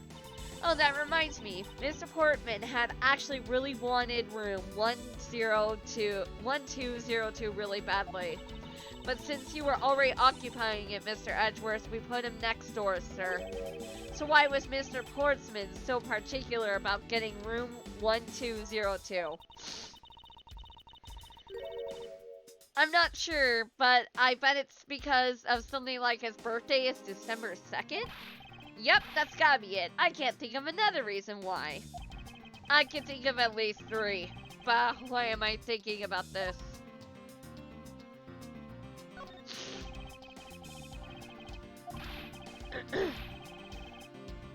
Fits in really well with the ambience of the prosecutor's office. Even Mr. Portsman seems dignified because he works behind one of these. Nonsense. A man doesn't become more or less dignified because of where he works. Well, he still seems to be more dignified than Mr. Payne. Mr. Payne? I suppose a custodial worker can also be dignified.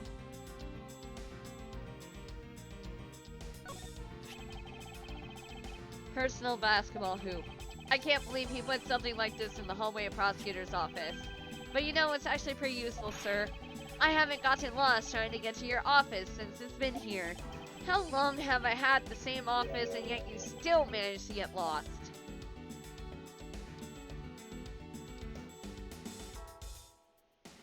Okay.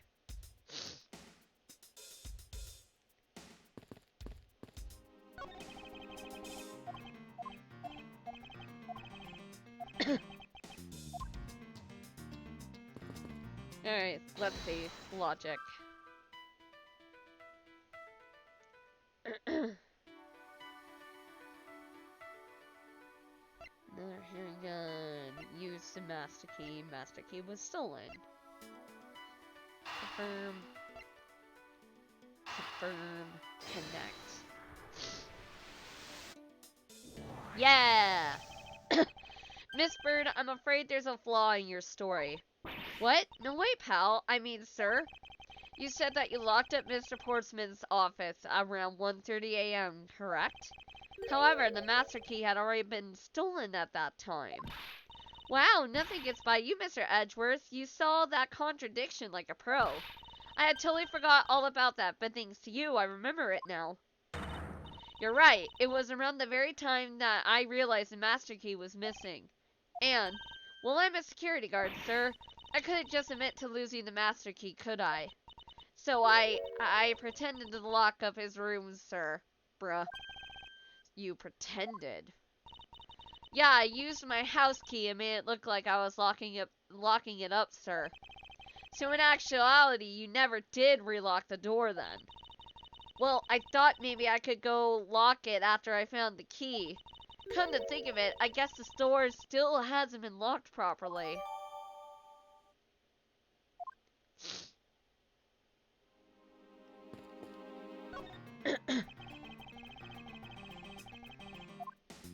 And yet, is locked.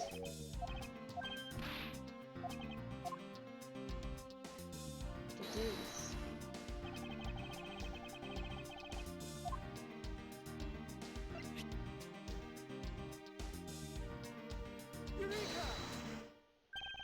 The contradiction here between reality and the evidence. If what Miss Bird has said is true, then why is the door locked tight? Huh? You know you're right. Miss Bird, are you sure you didn't relock this door? I am certain of it, sir. And I don't think Mr. Portsman noticed it himself that I hadn't. Which means what, sir? It either means that he actually does have the key to his office, or that the door Miss Bird opened wasn't this one at all, but a completely different one. She opened a different door, but how can you prove that? He switched the numbers! That's what he did! Prints on the number plate. The prints on the number plate. They will tell us all that we need to know. Everything? Really? Like what, sir? Like, well, for example... Really?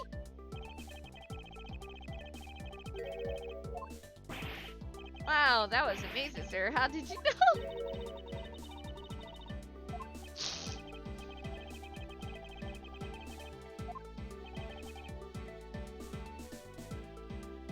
prints on the master key.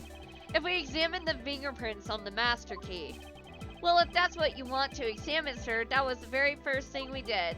I can tell you that we didn't find any prints other than Maggie's. Bruh! Fine, it's the middle one.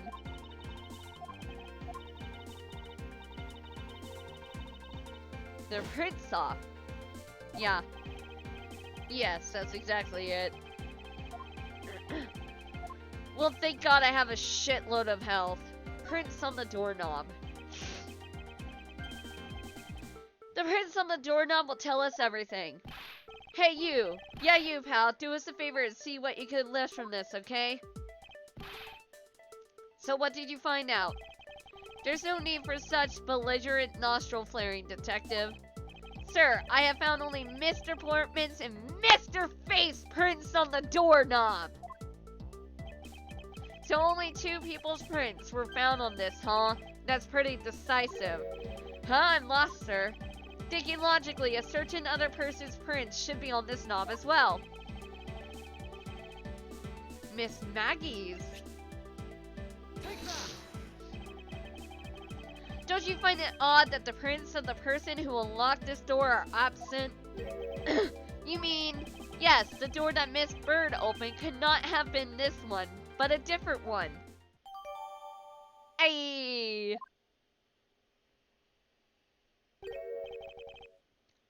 Huh? What have we here? I won't rest until I inspect it. Okay, I get it. You say that a lot, sir. What is this? Looks like a scrap of paper. I'll get it, sir. Let's see. Oh, there's something written on it. I brought the 3 pieces of evidence by, just like we talked about on the phone. But it looks like you're out. Guess I'll catch up to you later, buddy. Looks like a note from the victim. Yeah, it's for Mr. Portsman.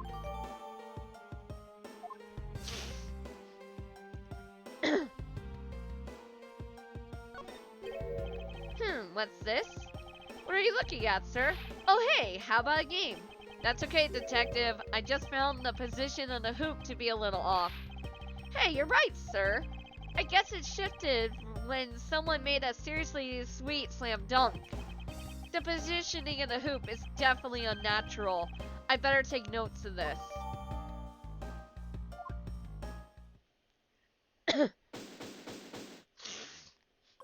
Phew!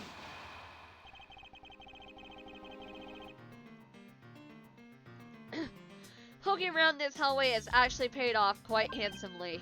Huh? How so, sir? In a variety of different ways. I think it's time we had a little chat with the real culprit of this case. You know who the killer is? Wow, Mr. Edgeworth. As long as my logic is sound, then yes. The mastermind behind this murder is none other than Mr. Portsman. What? Mr. Portsman? I knew it! That's exactly what my logic senses were telling me too. I suspected it was him from the instant he accused of Maggie of being the killer, sir. That is anything but logical. Lady and gentlemen, prepare yourselves. Come what may, it's time to knock on Truth's door.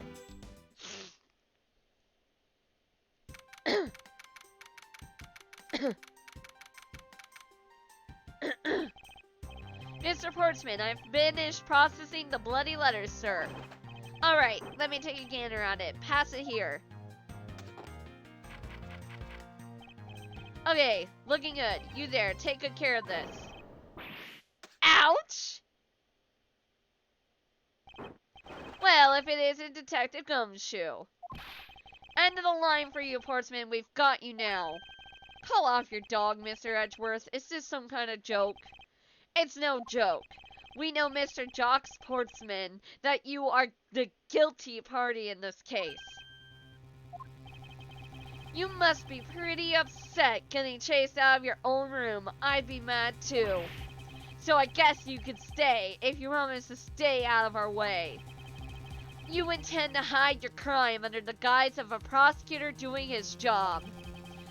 I can see right through your unsightly paper-thin mask you wear upon your cowl. Who'd have ever thought it would come to this? Actually, come to think of it, your mentor was Manfred von Karma, right? The legendary prosecutor who never lost a single case over 40 long years. But there was always this incessant chatter about forced evidence with that guy. Really teaches me that I've got to stay on the lookout for false accusations, you know? Are you done trying to play mind games with me? Because they won't work. The only thing you should be using that mouth of yours for it now is explaining yourself. Although that too will only dig your hole deeper. Either way, your game is up. Well, aren't we full of ourselves, even though you have yet to prove anything? Let's do this, chat. I have no idea what sort of harebrained idea you have in mind, but there's a mountain of evidence that points away from me being the culprit. Besides, how may I ask do you propose I unlocked your door and got in here? Look, I feel bad doing this to you, but I've got work to do, so we're done here. What a pathetic testimony. Sorry, but we are not finished yet. Boy, you're stubborn. I suppose you're basing your accusations on something. I'll show you what I'm basing my accusations on with evidence.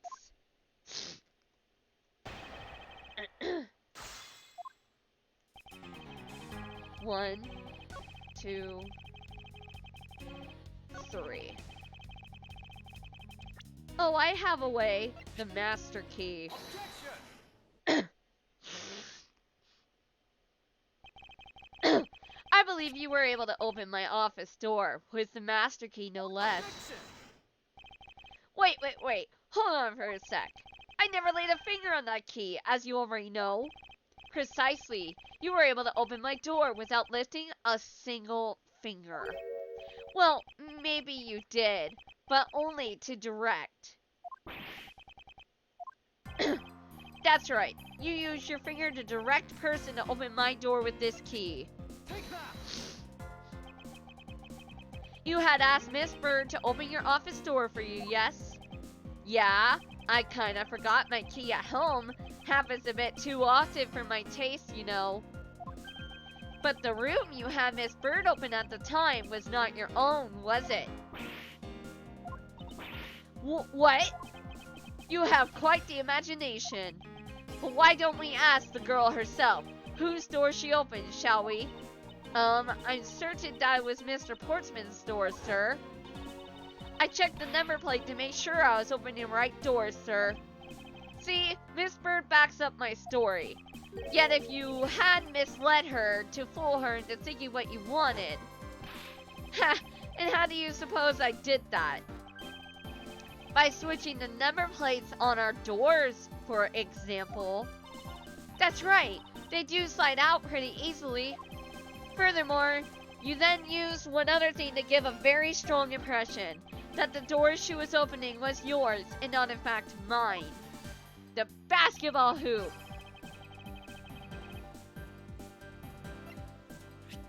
Percent. What? The basketball hoop, sir? It's quite the peculiar fixture in any hallway, let alone a hallway in this building. Which is why it left an unusually strong impression on you.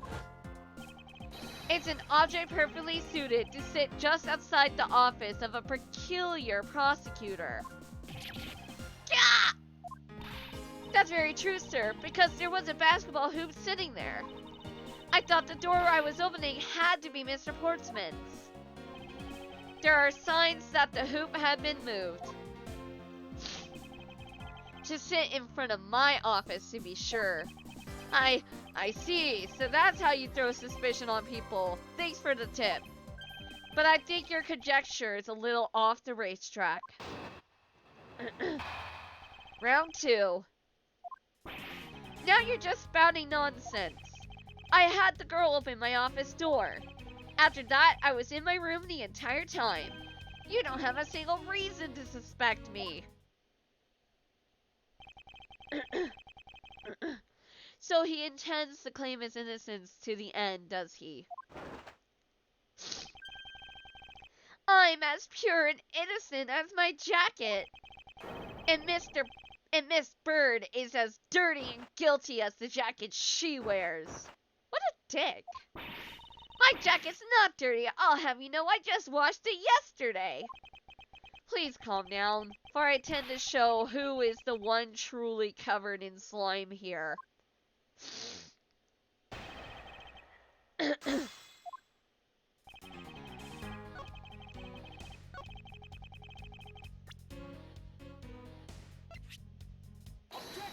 Objection! Objection!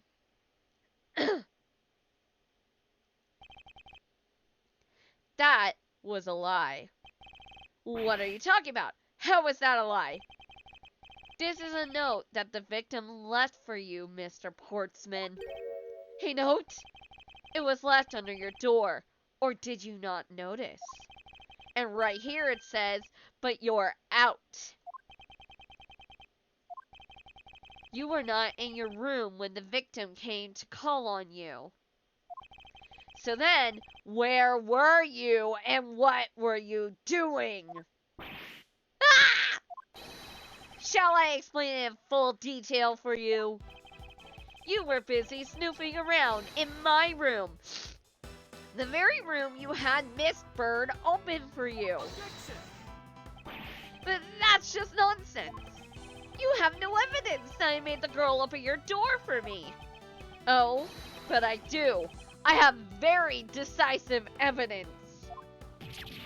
No way! This is proof positive that you had Miss Bird open the door for you. Take that! I had your door dusted for prints. My door? Ha, what for? Come on, I bet you didn't find anything. You sure are good at wasting time. You're right, I didn't find anything. And definitely not Miss Bird's fingerprints! Her prints? What do they have to do with anything? Let's put it this way. If she really was the one who opened your door, then her print should naturally be on the doorknob she touched. Ack! Further, all the prints on my office door's knob have been wiped clean off. I can only assume it's because Miss Bird's fingerprints were on it. Don't you think it's time you gave up your charade? We know you stole into my office with the intent of stealing something from me. And Detective Faith found you out. Possibly because he heard sounds coming from a room whose occupant was on leave. Mr. Portsman, you killed Mr. Faith to silence him. And I had the misfortune to return when I did. You had threatened me as you escaped. As I said, when you had the gun to my back, no one gets away with committing murder in my office.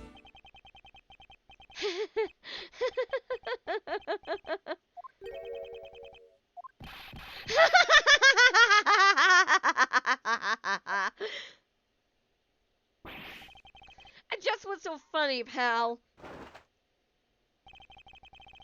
Well, the look of seriousness on the face of this office's finest prosecutor, as he makes a huge mistake in accusing me simply too much to bear.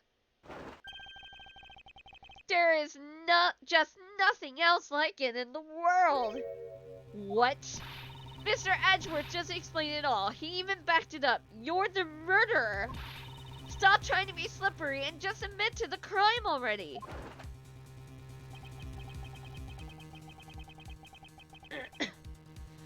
As I said earlier, it's also circumstantial, so full of conjecture. You say you checked my doorknob for prints? Well, I can readily confess that I had wiped that knob down well.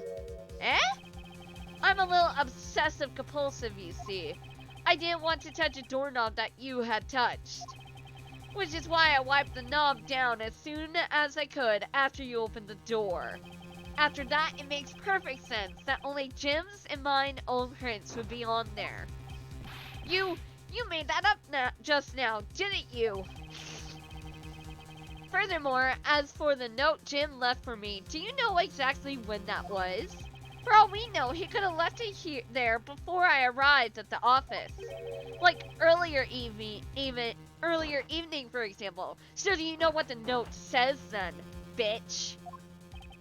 Are you saying you failed to notice a note in your doorway? Heh, even geniuses fail at times. I was probably too preoccupied by work-related matters, although that's no excuse. Now that's just a flat-out lie. There's no way you didn't notice a note that size. Oh, wait. I heard a notification. Wait. Ah, Rocky Marvel, thank you for the follow. Hope you enjoyed the stream. Shh. Geniuses fail at times. You, however, were born a failure. I had to. Oh my goodness. Ah, but you can't prove that, can you? Say something, Mr. Edgeworth. Back me up here, sir. Postman makes a good point. I can't prove that he didn't simply overlook it. Besides, I have an airtight alibi. Airtight, you say? I only realized that I had one just now as we were talking. I guess it would have been better for all of us if I had told you sooner. Alrighty, let's prove him wrong. If memory serves, you came back at the office around 2 a.m., correct? And it was then that you had the unfortunate confrontation at gunpoint with the culprit. But at exactly that time, I was down in criminal affairs. Ask around, I'm sure the other detectives will corroborate my story. It's the perfect alibi. Uh-huh.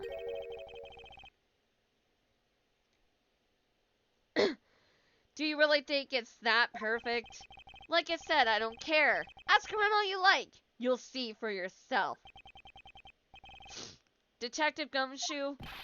Sir, yes sir, I'll go check out his alibi, sir. Be right back. Mr. Edgeworth, sir, I think we're in trouble. It's just like Mr. Portsman said. The guys down in criminal affairs said they saw him at around 2 a.m. Leave the shirt flat man alone. He has great reactions, Edgeworth. Oh my god! You see? All of the evidence points to him being the culprit. So there must be a contradictory point in his alibi somewhere. Alright, let's press him.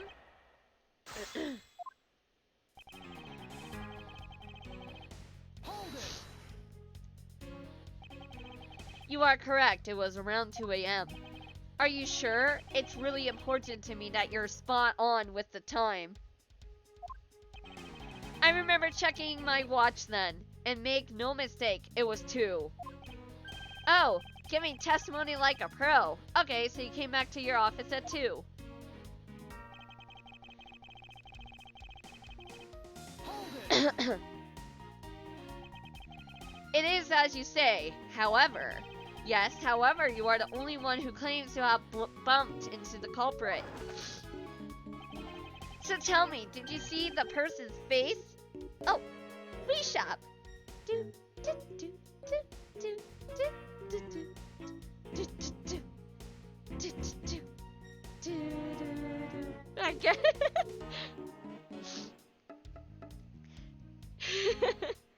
it. Nice. So tell me, did you see the person's face? Was it me who you saw? It was pitch black, so I couldn't actually see. Objection. Oh, come now, I'm sure you saw something. Try a little harder, why don't you? I'm beginning to feel like I'm the one being interrogated here. Oh well, it doesn't matter if you remember or not. It only matters that you ran into the culprit. Hold it. While we're at it, what are your pronouns? Pardon for the inconvenient question, but just in case, I do not. Oh, my pronouns are he, him.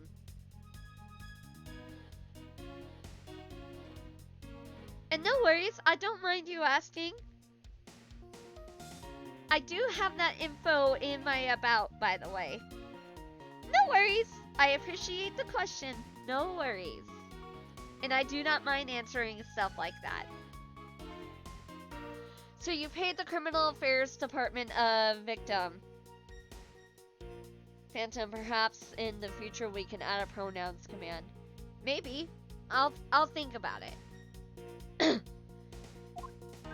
Yep, right after I left the prosecutor's building, I headed straight for the precinct.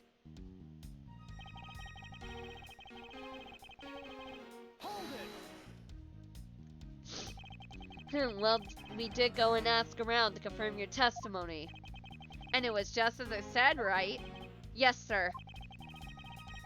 I have stepped on that rake way back when, so you could say that taught me. Oh, I'm sorry to hear that, Rocky. That's rough. No worries. I do not mind. I'm sorry you had a rough time when you asked previously.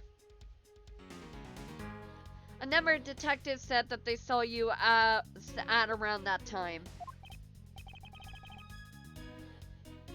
Sometimes, if you're not sure, I know that quite a few people put an about section under their videos and stuff, and you can look there, and sometimes people will have their pronouns down there.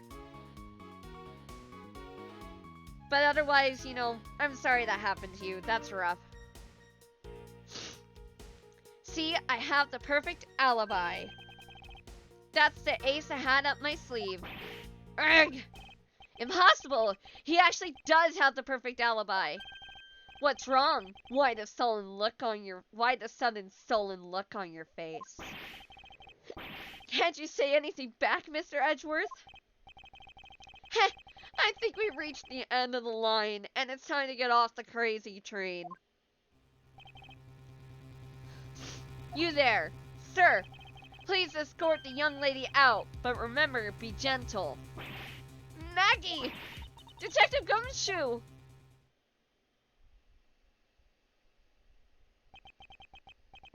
No problem. Is there nothing I could do? There must be a way to turn this situation around. If only I had a clue. Did I miss something that could help me cast a doubt on his alibi? I need to calmly think this through one more time. And with logic. Mr. Portsman's alibi. Another handgun. Connect.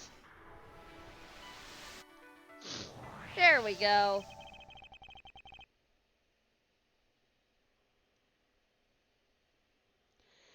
There were 2 bullets left at the scene of the crime.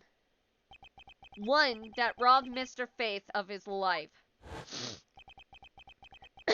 And one that nearly robbed me of my jacket. However, the murder weapon only shows signs of being fired once, meaning that it is entirely possible that a second gun was used in my office tonight. But seeing as how the killer had to steal Mr. Faith's gun, I doubt the killer had another gun up their sleeve.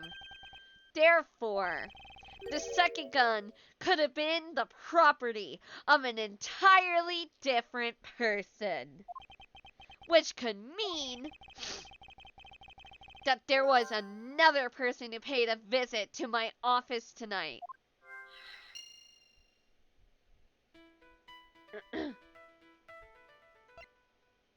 Another visitor and files in disarray. Supposing there was yet another visitor tonight, that would also resolve the issue of why my shelves were upended twice. We know that the shelves were disturbed once before and once after the murder. So it shouldn't be much of a stretch to think that it was the work of two different people. Once by the person who stole the victim's gun and then killed him with it, and once again after the murder by our second culprit. Who was the owner of the second gun? If we suppose that the second culprit's gun was the one that was pointed at my back. Objection! Woo! Mr. Portsman, it seems that I need to amend my assumptions regarding this case. Great, so you finally come to your senses. Mr. Edgeworth! Sir, what are you saying? This has been a big misunderstanding on my part from the start. I've had assumed that the person I ran into was the killer, but that may not be the case. What do you mean? The person I ran into was just your average thief. A thief? But sir, doesn't that cause some sort of contradiction in the facts? Not at all. It simply means that the killer was someone else. And it means that in actuality, two culprits stole into my office tonight. What do you mean two? It explains both why my shelves were disturbed twice and how there were two guns. Mr. Portsman tricked Miss Bird and gained entry into my office. Objection! Now you're just leading the argument. You still don't have any actual proof, you know. If you could please go along with my hypothetical scenario for now, Mr. Portsman. In the end, if you... Oh, sorry. Just to make sure where I should stop for spoiler territory, which Ace Attorney games have you already beaten?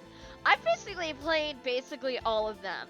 The only one I haven't finished, I think it's the one... I think there's only one I haven't finished, but I already basically read up on spoilers for all the games, really. And I've played basically almost all of the 3DS games and the newer ones, minus the Turnabout Trials. I think that is part of the older cases from before Phoenix Wright. That's the only game I haven't played yet. But otherwise, yeah. I know that you see the bad luck girl Maggie here in another game, and that she just has really bad luck. It sucks. In the end, if you really are innocent, you should have nothing to worry about. Grr! Now then, returning to my scenario, Mr. Portsman was out to steal something from me, which is why he checked my secret safe and ransacked my shelves. This is the first time. So then this would be when the files were put back in the wrong order, right? Correct. And then, just when he was about to look somewhere else, who should walk in but his own partner, Mr. Faith? Right, I will try to process that. I'm sorry, did I not make sense? Apologies. But yeah, I've basically played all of the games for the most part, except for the one that's coming to the Nintendo Switch soon. Or if it's already out, then I need to buy it, but still. Who should walk in but his own partner but Mr. Faith? But why did Mr. Faith come into your room, sir? He probably had business with Mr. Portsman, which is why he was in the area. But that's when he noticed sounds coming from my office, would be my guess. Oh, except for Grace Attorney Chronicles. Yes, that one. That's the only one I haven't really played. Oh, because you were supposed to be away, right? And he must have thought it was odd, so he came into this office to check it out. Correct, and as a detective, that was the right thing to do. But when he came in, he found his own partner standing there. Because it was Mr. Portsman. Mr. Faith probably let his guard down. But Mr. Portsman was not so merciful as to let him leave alive. He waited for a chance to steal Mr. Faith's gun from him, and then, bang. He killed him, He silenced Mr. Faith for catching him in the act of stealing. What a bitch. You look guilty as fuck, my guy.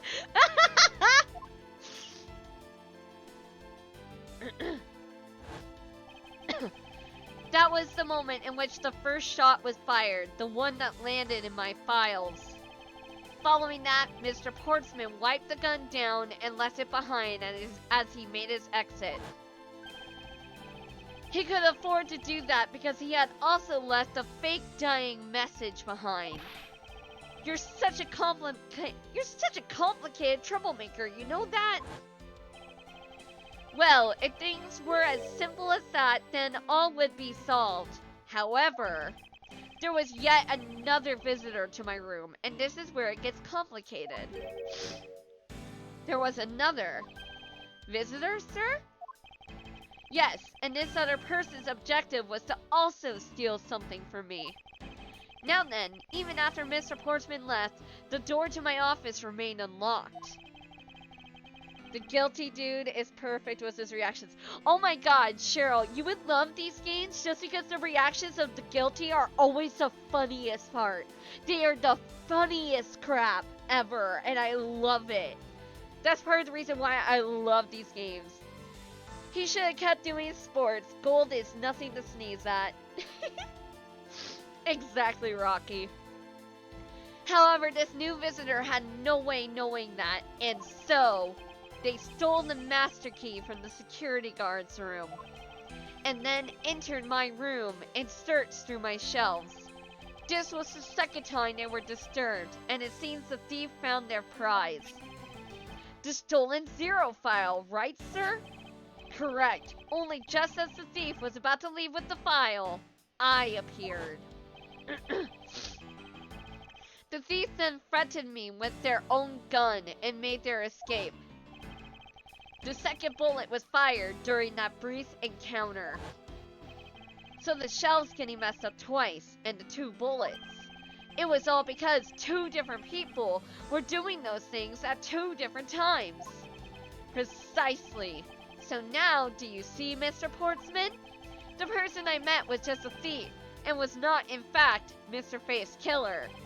Your alibi for the time frame in which I ran into the other person is now irrelevant! Woo! For a bit of convenience, people call final guilty reaction / extreme personality changes breakdowns. Kind of ironic, but you get the drift. Yeah, it definitely makes sense.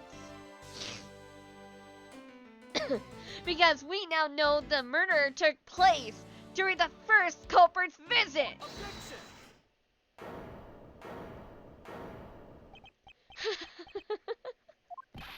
What's so funny, pal? Absolutely splendid. Your scenario explains everything. Of course it does. It's Mr. Edgeworth after all. But you know, it still doesn't change the fact that it's all circumstantial.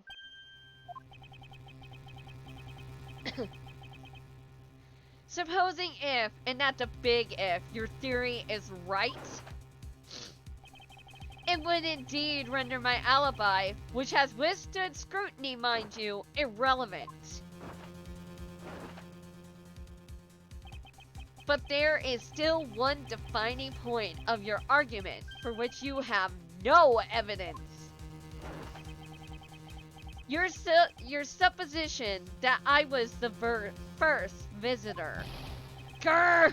Mr. Edgeworth, you can't let him get away with that, sir.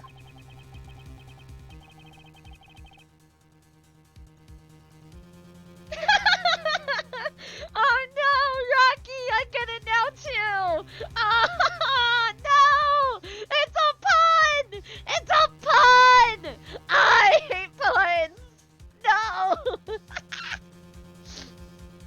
But he has a point. I have absolutely no proof at this point. It's always a pun. True, very true. Don't say that, sir. I don't believe this. Don't worry, Maggie. I'll do something if I must. You know something? I find your attitude to be somewhat peculiar, Mr. Edgeworth. If the person you met really was just a plain old thief, then why is that person not your main suspect? That is, if your theory is correct. Here we go again. That thief you ran into should be your real suspect, wouldn't you say? Dick Gumshoe is a walking pun. Dick Gumshoe is a walking pun. Oh, I already knew about Gumshoe's pun. It's, oh my goodness. But he's funny, therefore he gets to get away with it. This guy's just a prick. We should be out there looking for that thief right now. They might still be nearby. I hate to repeat myself, but as I've already said, I was training in my room. And when Jim came to deliver some evidence to me, I was down at criminal affairs. So I can't be expected to know what happened around here after I left. Sus. He's sus! You saw that he killed him at the beginning intro video. What do you mean? So you think we should be out there looking for the thief? Of course! Now isn't the time to be wasting on a dead-end discussions. I don't think it's at all dead-ended. I find your alibi to be fascinating. Let's continue where we left off, shall we? I know he's lying. I know he was here at the scene of the crime. I just have to find a way to prove it.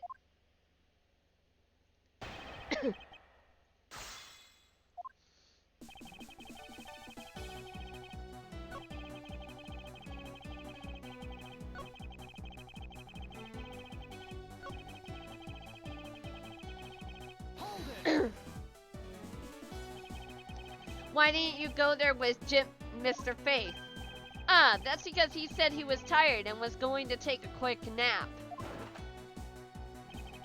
You know those sofas in the hallway? He likes to sleep on those. It's one of his habits. And one of the evidence he brought. They were things related to yesterday's case. Just 2 items. A gun and a pendant. Interesting. This piece of testimony seems too crucial to let slip through the cracks.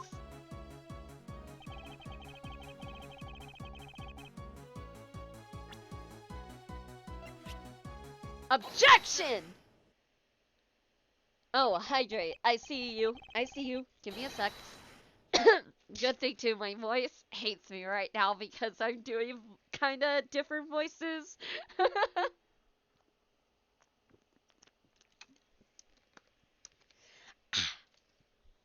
Thank you.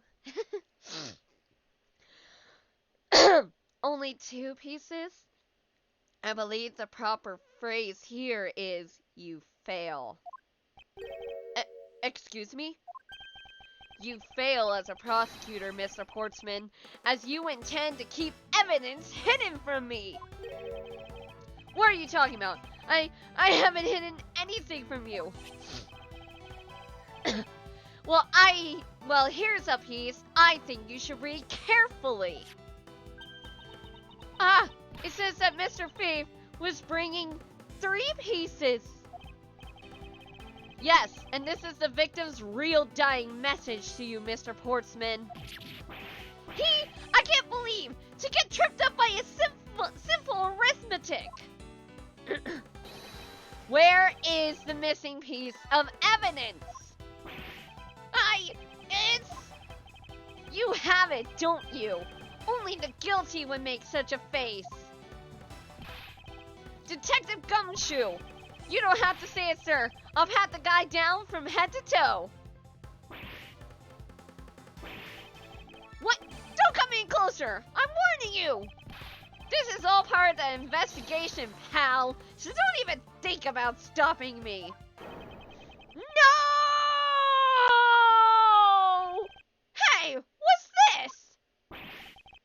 He had this on him, sir. I knew it! I knew it! He took a picture. He took a picture with Jim and Buddy to bid him a farewell, and he grabbed it off the body. You stupid piece of shit! I knew it.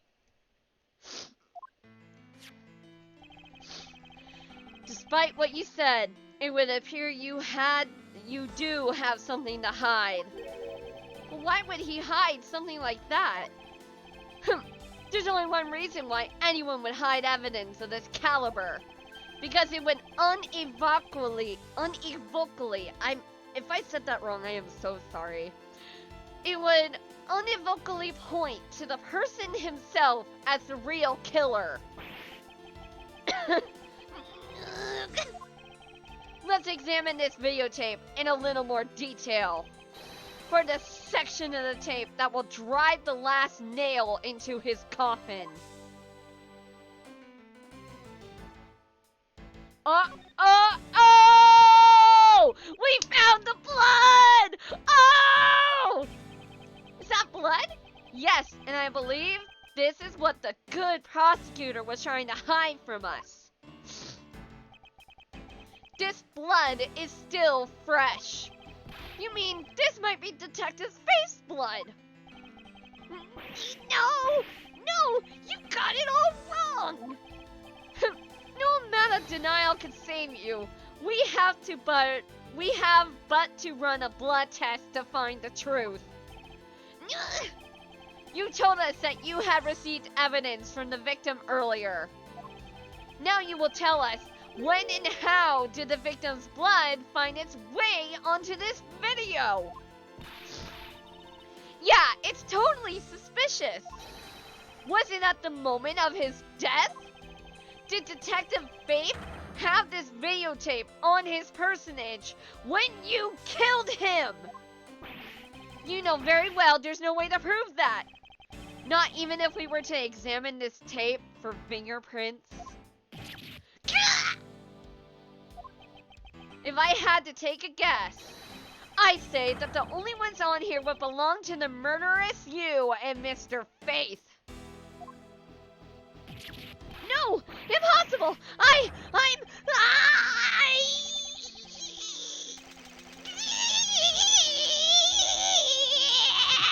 Oh God! Somebody get this guy to a hospital! He just devoured gold! Oh my God! He wears gloves to specifically expose his fingers. Bravo. And there goes his gold into his digestive system, which is gonna poison him. Mr.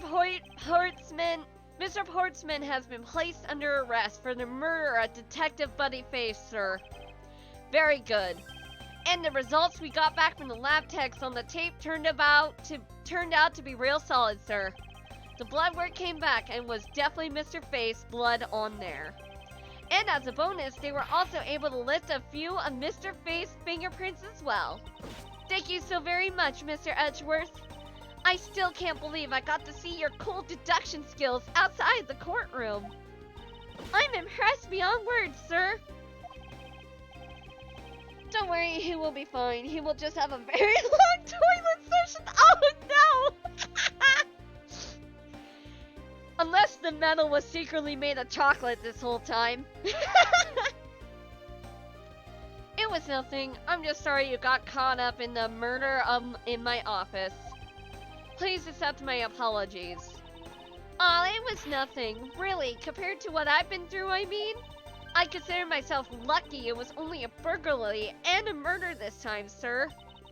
If it had been a holdup or a hostage situation, I'd thrown my hands up in the air. I think I'm finally rising up from a goddess of misfortune to just an unlucky person. Something tells me we should have hired a different person for security detail. You know something, sir? That Mr. Portsman really was one corrupt prosecutor. And why would you say he was corrupt? Well, I heard that there were a number of suspicious things related to his court cases. There's even rumors about how some of his evidence he uses is forged, sir. Forged evidence, huh? And they say he even decided not to prosecute a few cases for some really vague reasons. Oh, that guy was a complete disgrace to the entire profession. We never did get around to asking what his reason was for breaking into my office. Yeah, whenever we got near the topic, he just clammed up. Although we can be pretty certain it was just to steal something. This is just between you and me, sir, but there's a rumor that some sort of huge organization is involved behind the scenes. Oh? Well, well, well. With Mr. Portsman not willing to divulge anything, it certainly lends credence to that rumor. It would seem that we haven't heard the last of this. Huh? Then Mr. Portsman isn't the bad guy? I didn't say that, but rather that there are still many more mysteries for us to solve. Well, to think about more, gold is highly alkaline. That may trigger a very bad reaction with his stomach acid. Then again, gold isn't very reactive. Yeah, he will be fine.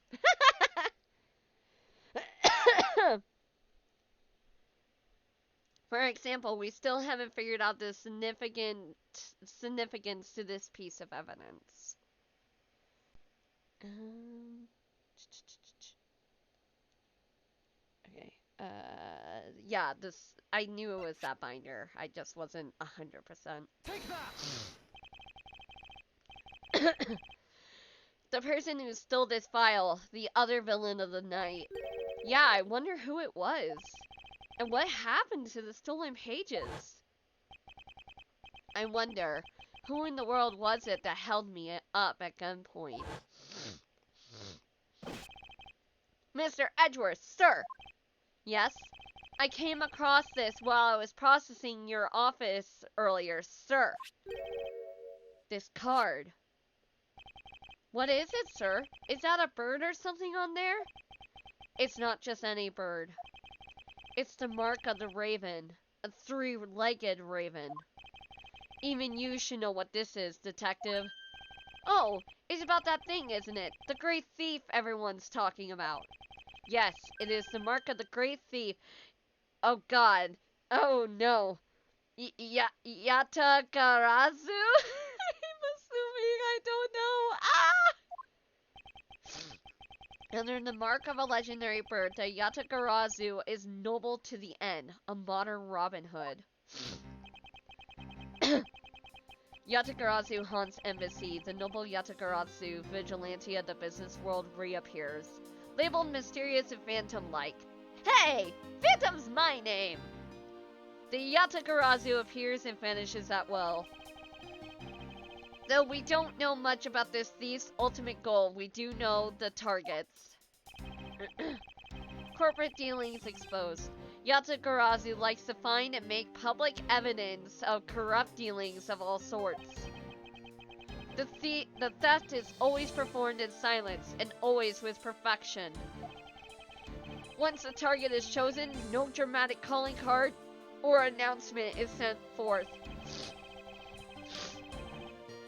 Instead, the chosen corporation is infiltrated without even the target noticing.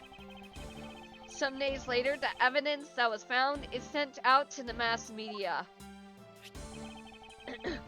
Along with this single card. Although it has been a while since the Yatagarazu last appearance. Hey, Mr. Edgeworth, look, something's written on the back. What? Let me see. It's the location of where the thief put the stolen vials. So this person who stole the contents of the file was the Yatagarazu. Yatagarazu. Organization. Quite a few keywords are popping up in this mystery. The murder in my office. The return of the great thief Yatagarazu. Looking back, I can't say I didn't see these events coming. For they were heralded by the incidents that began to occur 2 days ago. Yay! We finished the first chapter! Woo!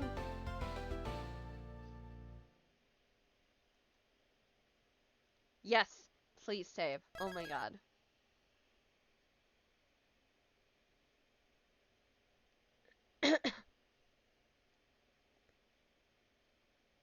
Alrighty. So with that said, chat, I think this will be a good place to end. So let me see. Give me a second. Close. Bruh. It's like there. Escape. Jeez. Ah. Okay. Just VTuber. Yes, Edgeworth's pursuit theme is really good. I like it. Anyway, thank you all so much for watching today's stream. It was a lot of fun. I shall see you all again on Thursday. It should be a blast. I might actually continue with the Miles Edgeworth game because this one's a lot of fun. It's actually my first time. This is actually my first time playing this one, so I'm excited. It's pretty fun. Anyway, shall we take a look and see who's streaming so we could see who we could potentially raid? Yes, let's do that. Alrighty, let's see.